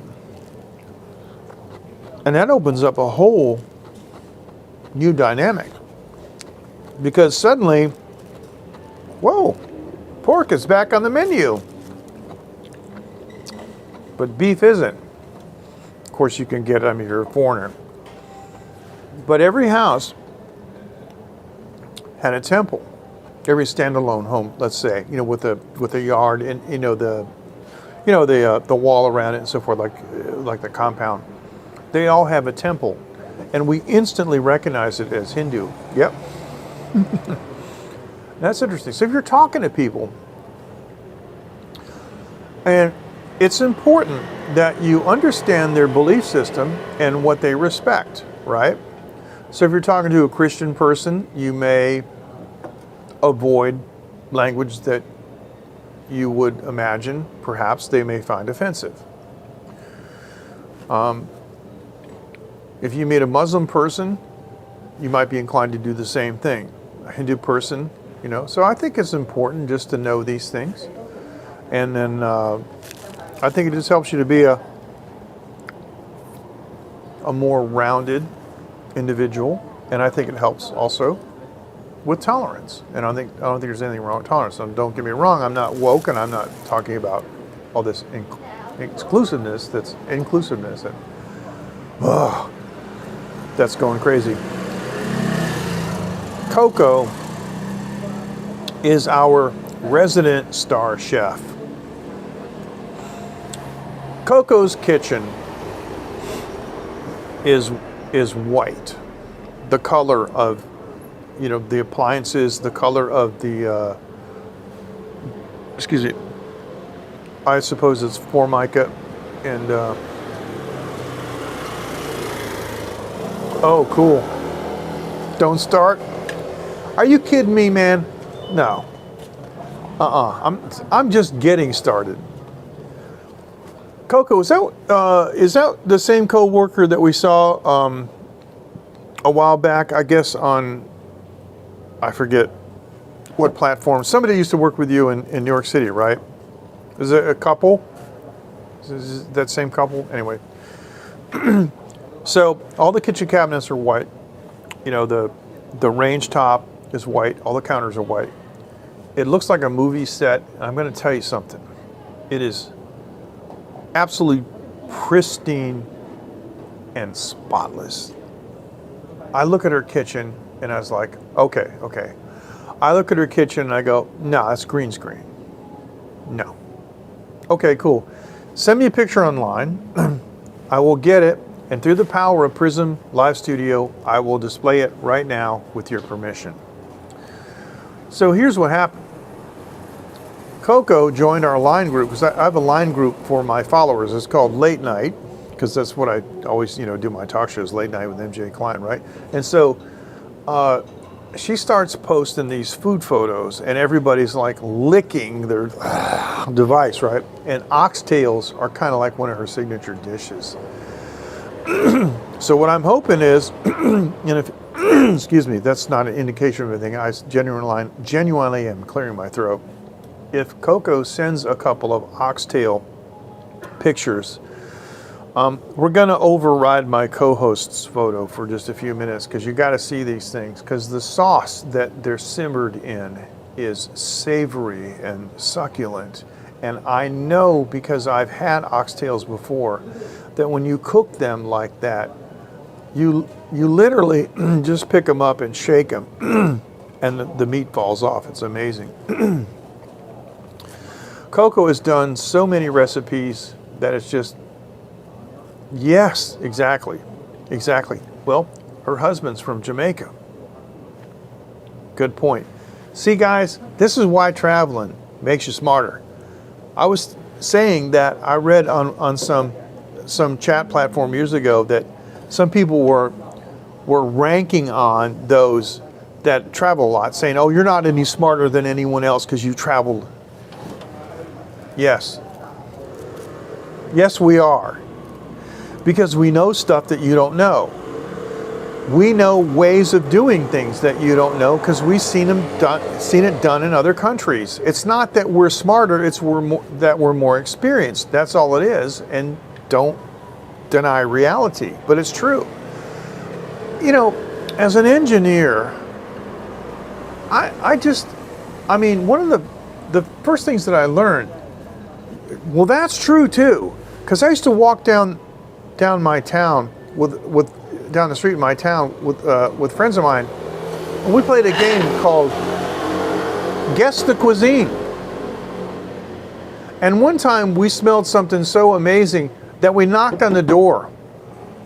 And they said yes, and I said, "Listen, man, you guys don't know us, but we're walking down the street, and we smell this amazing smell, and we just want to know what kind of food you're cooking." And he said, "Come on in." We're like, "What?" He said, "Come on in." He said, "You guys were from Ghana?"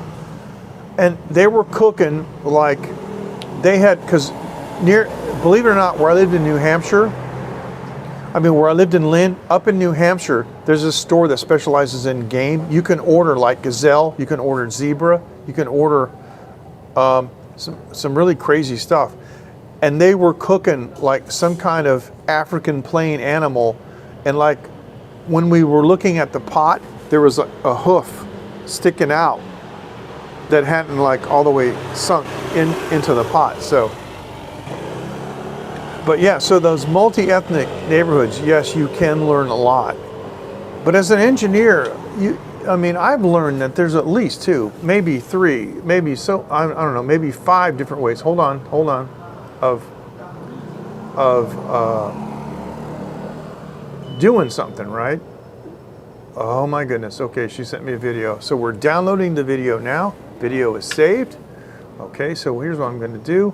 I'm going to go over here and hang on, I got to do this. Okay, gotta go to my studio. This is the power of Prism Live Studio, ladies and gentlemen. Let me see. Here it is. Coco just sent this video just now. You ready?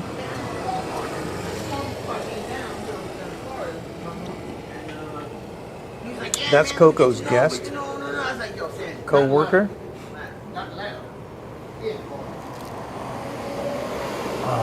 Oh man, I want to see that again. Yeah.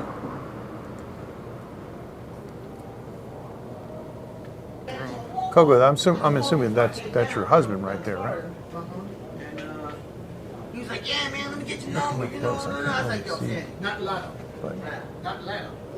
Yeah. Oh man, okay, so I see the cleaver there. Holy cow. Okay, so yeah. There's some kind of food getting ready to go down there. So they're cutting oxtails for you. Okay. Okay, all right, so Ron's chopping the oxtails. So I couldn't see that really clear. I thought I saw a beard. So I didn't want to say it was you by mistake. Okay. Probably, yeah. Obviously, yes, of course. Okay, so the gentleman at the end of the counter, right?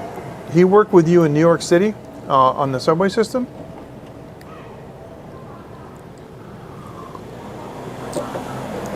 No, it's okay. Just,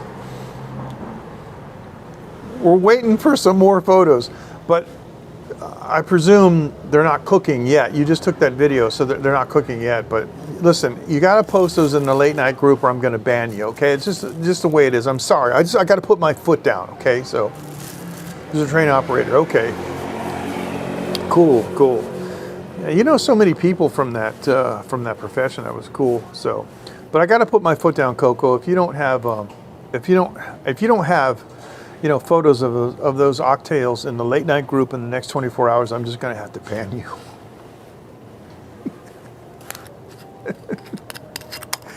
How can you ban somebody you love so much? Oh, you can't ban somebody you love so much, right? But yeah, that's hilarious. Oh, this is crazy. Stopped on the way to Florida. Okay, cool. I mean, what's crazy is that I go like this, and that's what I mean. It's crazy. Is the exposure? It's terrible. Yeah, well, that's nice. What part of Florida is he going to? Because I used to live in St. Petersburg. My brother still lives there.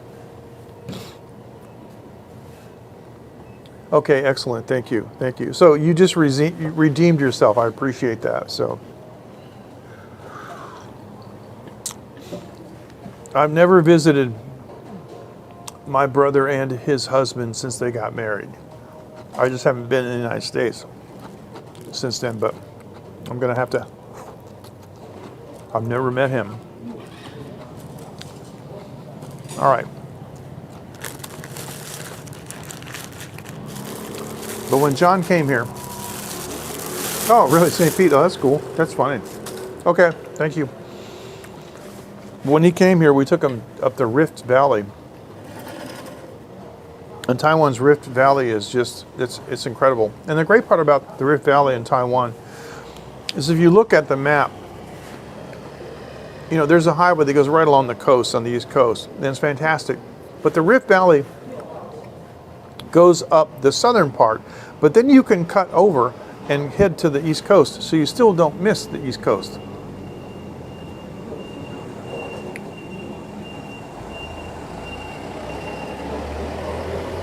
No, I'm not sure what you're referring to. If that was a news item, sometimes being in Taiwan is like living under a rock. If that was I'm sorry, I don't know what that was referring to. So you can either give me some more information now, or just, you know, hit me up on Twitter later. Johnny's Killer.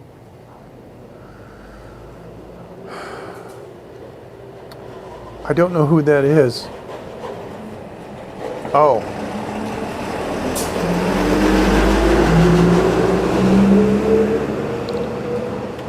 I don't know about that story. How can I not know about that story? Oh, I know. We're bombarded with propaganda about China invading Taiwan every day. So, but seriously, I'm sorry. I don't. See, guys, this proves one thing. This proves one thing. I do not know everything by a long shot. Whoa. That went down the wrong way. Have we been on? My goodness, we have been on 95 or close. Okay. Oh, now I understand. We have been on for an hour and 49 minutes. This is so much fun. No, 1995, excuse me, was when I was just sort of coming out of a series of medical problems that I had, where I took heavy pain medication. I've never smoked pot. I've never done any kind of illicit drugs, you know, but when I was in extreme pain, and I'm talking about like I wanted to kill myself pain, I was narked up and in a daze. And I would often take things like 4 10 milligram Flexerils, when 10 milligrams is a single dose. I would take 4 of them and chase it with a bottle of with a glass of Jack Daniels, which you shouldn't do, just because it would knock me out for 8 hours, then I wouldn't feel this pain. So I have a big gap of time where I don't remember those things. So I can look that up and check that out. I can look at that on oh, Coco did something else. I can look at that on Wikipedia. Oh, we have another video. Look at this. Prism Live Studio is so phenomenal because I can do all the stuff in the background and I don't lose the stream. It's amazing. Okay, so let me just close this. What we're going to do is we're going to go to the studio, and we're going. And the only thing I don't like is it's next to the buttons I have to press is next to my camera. So, excuse me. I'm sorry. I'm burping here. Coco has a second video for us, and ladies and gentlemen, here it is now. This is Rich. That's Rich. There you go. Okay, I'm being slow, MJ. I'm not gonna smile because I don't have my teeth in. You see now? Look, give me hillbilly look. It's my hillbilly look. Don't pay him no mind. That's Rich. And there go hubby. He said he finished cutting up my oxtail. Let's see, since you want to see. It's all nice and chopped up for me, so I have to do the rest. Oh man. Yeah, see? He's over there washing his stuff up. And there you go. So the next time I be back in the kitchen, that's when I start cooking. It's one of the advantages of having a foreign husband. Foreign husbands can cook. Now I'm going to tell you something. I could not hear that because I'm using an external mic. Okay, here it is.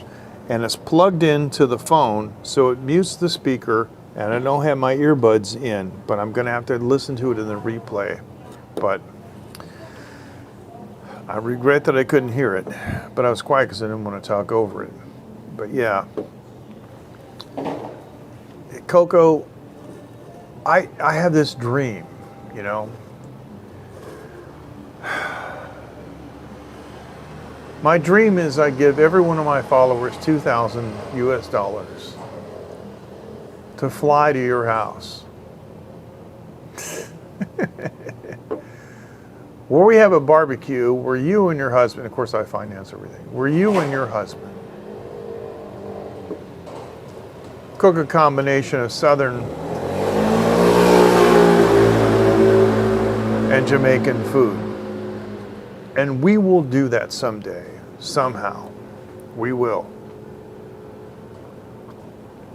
The pandemic really messed everything up. When I used to go to Montreal to meet my fans, we would all agree on a restaurant. I know, and I really appreciate it. And I know that's the truth. I know that for sure. But when I used to meet my fans in Montreal, one of them would arrange, they would just tell me where, at some restaurant. And what I would always do is always make arrangements. I'd tell the waiter, I said, give me the bill. And they're like, huh? Excuse me, monsieur? I said, I mean, the whole bill for everything. Because I always paid for it. Because that's what you do. And that gave me so much pleasure to do that. It was so much fun.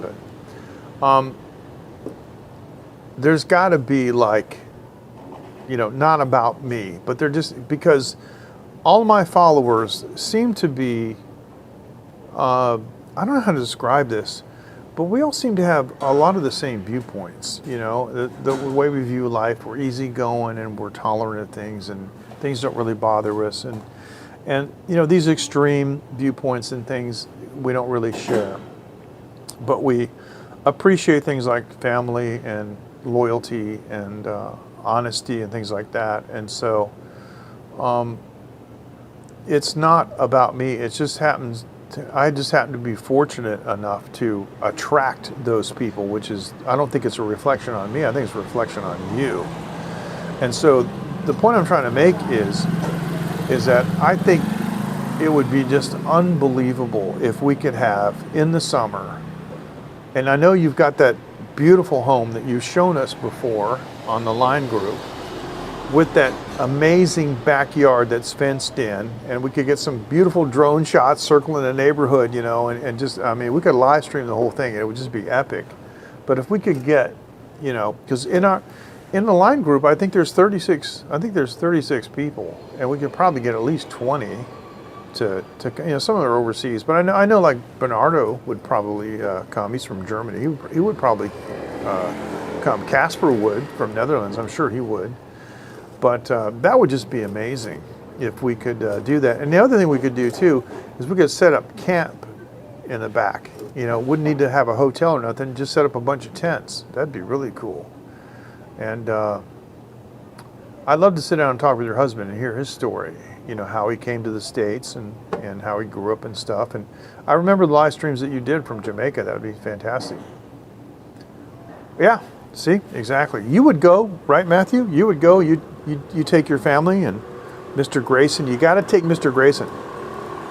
Matthew had a new son a little over a year ago. maybe longer. I don't know. Time flies. So I got to give Mr. Grayson a big hug and a kiss.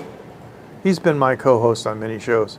Yeah, I think it'd be fantastic. And like, I know the Ebners would come and so many, so it'd be great. So I just, I know you guys think it's corny, but you know me, and I just think I'm blessed. It'd be 2. Yeah, see, oh, so quick, so amazing. Yeah, so we need some updated photos. The last photos that I had of him, he was in a onesie. He couldn't even walk. So need some new photos, bro. So when you get a chance, post those for us. But I gotta tell you, I feel so blessed, and with my daughter and my wife. My daughter's 10. She's 10 years old, man. I'm 60. I'm gonna be 67 in 2 months, and I have a 10-year-old daughter, and it is just. It's amazing. So, yeah, when I reflect, I have a lot to be thankful for, and thank you. And it's important, I think, to have a spirit of thankfulness. That's what I think. Of course. Yeah. Thank you. Not everyone has to agree with me, and that's one thing about me. I don't force people to agree with me. You're entitled to your opinion, and I respect that. I just think it's good to have a spirit of thankfulness, and yeah, I mean, it doesn't matter if you've been on stage with rock stars or whatnot. If at the end of the day you're not a humble person and you're not easy to approach, and you're not a nice person to be around, right? So I would much rather be with a person that's nice. See, that's my sister. See the middle name? That's my sister. Janet, how you doing? Good to see you. Exactly. And so, yeah, there you go. And we're on Facebook. And the thing that I love is I always like to burn the comments. That way the other platform viewers can see them. And so now we've had comments from YouTube, Africa TV, and now Facebook. And also Twitch. Yeah, that's right. The guy I banned on Twitch. I wasn't expecting I could do that, but big finger, man, every time. So yeah, actually, what I want to do, there's one thing that I want to do, because I can do the show chat view and see this. I'm going to do this right now. No, everybody who follows me is a moderator. That's how I roll. Every single person that follows me on YouTube.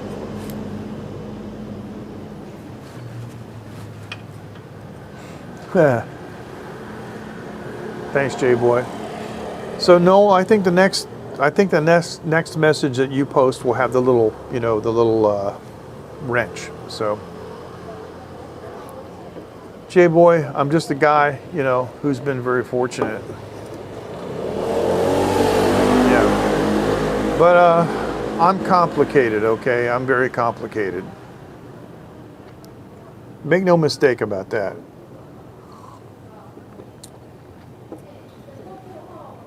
There you go. You got your wrench. But we're gonna have an absolute blast. Hey, I got two people watching on Africa TV. If you're watching on Africa TV, would you please say hi? Would you please say 안녕하세요, Africa TV? Sorry, but 한국 사람 아닙니다. Sorry, I don't speak Korean. Well, not anymore, so. But anyway. 나는 MJ입니다.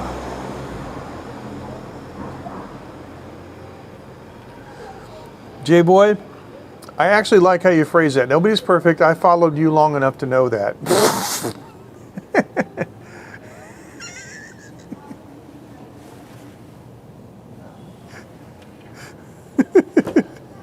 Don't be horrified, bro. I actually loved that. That was so cool. That was funny. Yeah, exactly. I'm a good example of somebody who's not perfect.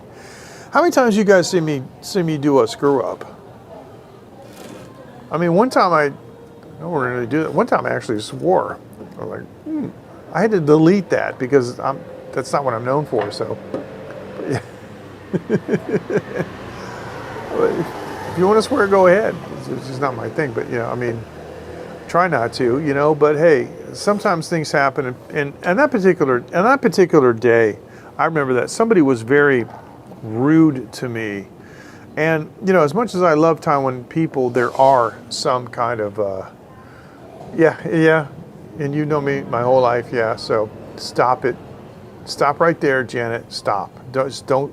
Okay, for the love of everything that's good, just don't go any further. So, for the outtakes. Spoken like a true creator. Exactly. But I have so much fun live streaming, which is why I haven't done a whole lot of edited content, because I have so much more fun, with interacting. So,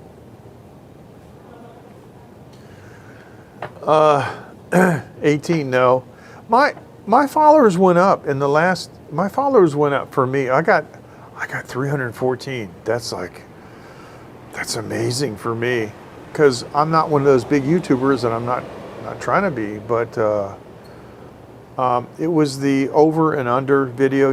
I think you guys saw that. When I went to the tea shop. Now I shot another one. I shot another over and under video. I've exported the raw video, but I haven't done the editing because I've only been sleeping 2 or 3 hours. This is funny and not funny. My bed has just it looks like this, and there's a dip in the middle. I can't sleep on it. I prop myself up because I got one of those pillow style headboards, the leather on it. And I put pillows behind my back, and I sleep sitting up.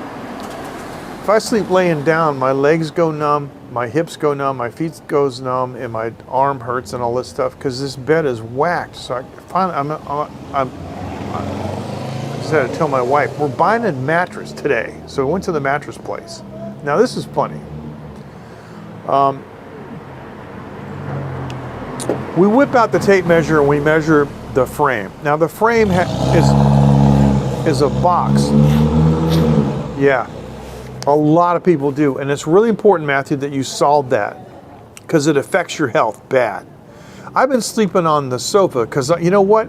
I got a sofa that's worth more than my bed. It's leather, and it's got motorized, a motorized footrest that pops out. I've been sleeping on the sofa, but it's not really designed for sleep. So when I wake up, it's like I forgot how to walk. I put the footrest in and I stand up and I'm like, I gotta wait 30 seconds before I can take a step. So the blood has to start flowing again. So anyway, so we went to the mattress place today, but before we went, we have an actual frame that's a box. I mean, I don't mean like a box spring. I mean like there's sides to it. It's boxed in, and the mattress actually sits in, and the top of the mattress is above flush. Okay, I think you understand what I mean. So we measured it. My wife measured it, and I taught my wife everything I know about measuring, and so she can measure like nobody. And so, so she measures it, and I held the stop in, and she measured it, and she wrote it down. So we go to the store. And I looked at the mattress and said, hey, look, I didn't realize this before. I looked at the name of the mattress. This is Japanese, man. This is a Japanese mattress. All of it, I couldn't read one word except the words that were in the Chinese script, right? So,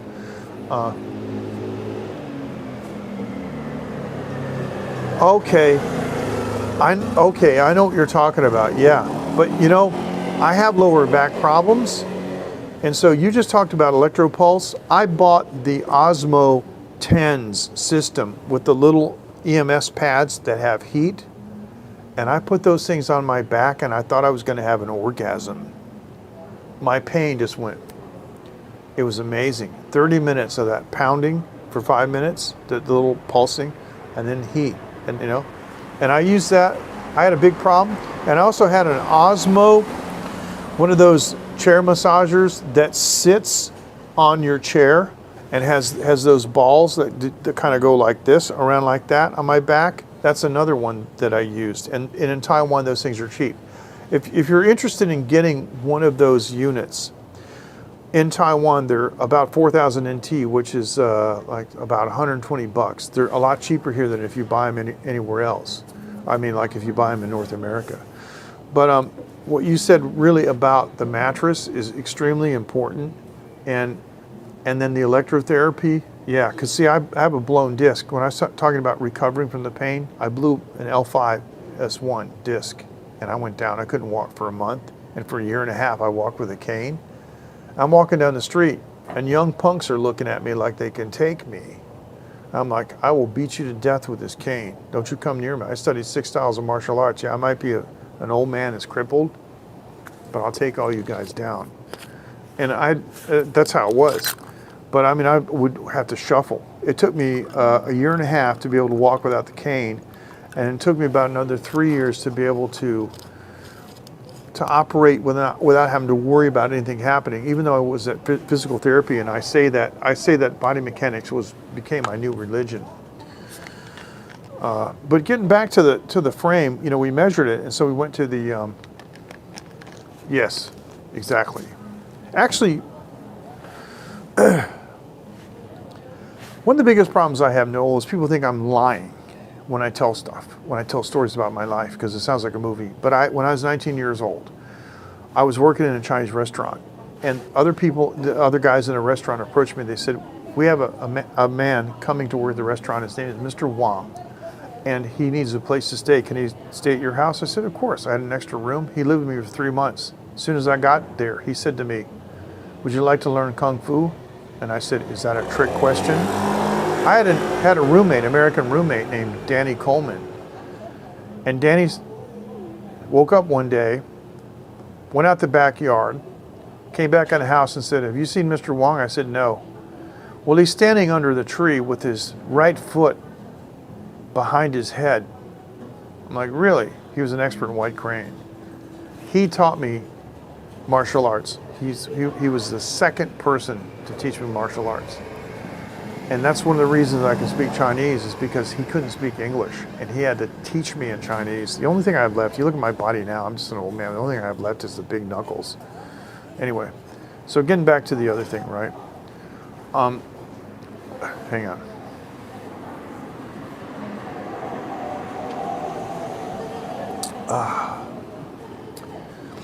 Whiskey and soda. See, when I'm done with this, I'm done drinking, so that way I don't get drunk.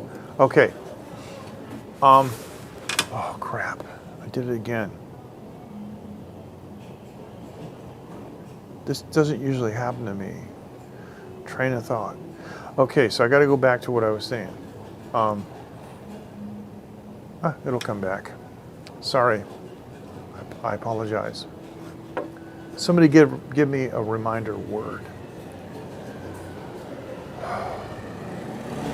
It's easier when you're just listening. Mattress. Thank you so much. We went to the store. Thank you, mattress. We went to the store today, and I told you I had looked at the mattress, and it was all in Japanese, so that means it was foreign. I didn't really understand what that meant. I mean, with regard to what we wanted to do, ramification-wise. So we go to the store.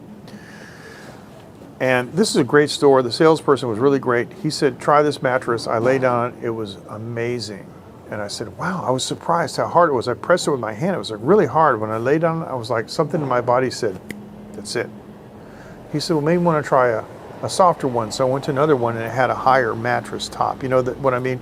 The mattress top, what do they call that? Well, they don't call it a top. They call it a pillow top. That's right. That was thicker. I didn't like that. He said, well, I got another one over here that's a little more firm, and I laid on that one, and I didn't like that. I said, well, the first one you showed me, that's the one that I want. And so he and my wife are talking, and he's saying like, well, you know, what size is? And my wife says it's a queen, and he goes, is it American queen or is it Taiwan queen? I don't know, it's queen. And he says, do you know the dimensions? And she took out her phone, and he goes, oh yeah, that's American queen. It turns out that, and this happens a lot, the actual number of centimeters. You know, when you measure a queen mattress, those numbers, it's numerology, are like an unlucky number in Chinese. So that doesn't fly. So they have to have like a Taiwan queen size that has auspicious numbers. So we're like, so what do we do? They go, oh, well, our company makes custom mattresses. Feng Shui, exactly. Our company does custom mattresses. That's what we do. And we're like, really? So anyway, so yeah, I know what you mean. So Feng Shui just means, it means wind, water. And it's Feng Shui. Water is third tone, Shui.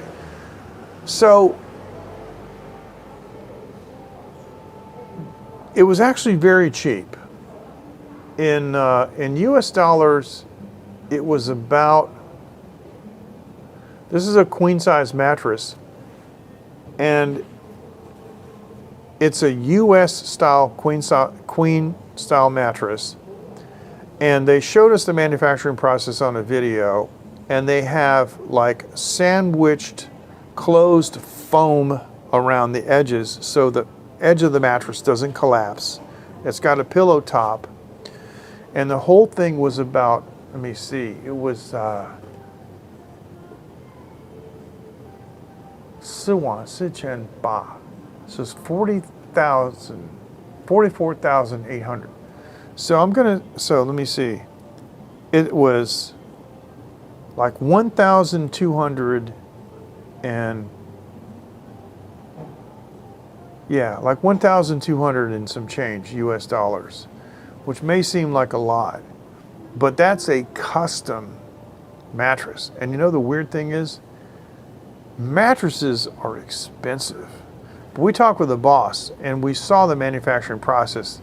Their factory winds their own springs. And what they've done over time is they did a 50,000 cycle compression test on all their springs and stuff. And I'm a manufacturing engineer, and that's what I do. We do castings and machining. So when I was watching their video, I understood, you know, for the most part what their what their processes were. And so that may seem like a lot of money, but there's a 3-year return policy. If any time between now and 3 years I don't like it, I can return it, or I can demand that they replace it. So that's pretty cool. But he said normally the life of their mattresses is 20 years. Now, the mattress that I'm sleeping on now was in the house when my wife and I bought it. My wife and I bought it in 2007. That mattress was used when we moved in. And from 2007 to now, 2023, it's just now wearing out. So generally speaking, the mattresses that are in Asia last a long time. So I thought that was a pretty good investment. So like I said, it may seem like a lot of money, but given my age, that could be the last mattress I buy. Hopefully it won't be, but hey. My word, this has been one of the funnest live streams that I've ever had. And I just want to say thank you to my co-host, Mr. Noel Richard, who will be here next Thursday, exactly a week from tonight. And what I'd like for you to do, Noel, please, if you wouldn't mind, just type the name of your YouTube channel. It's the same as Twitter, so everybody knows it, and it's a record here. You know, we have a record of it here. Because I'd like all you guys to follow Noel. I think in a lot of respects he's like me.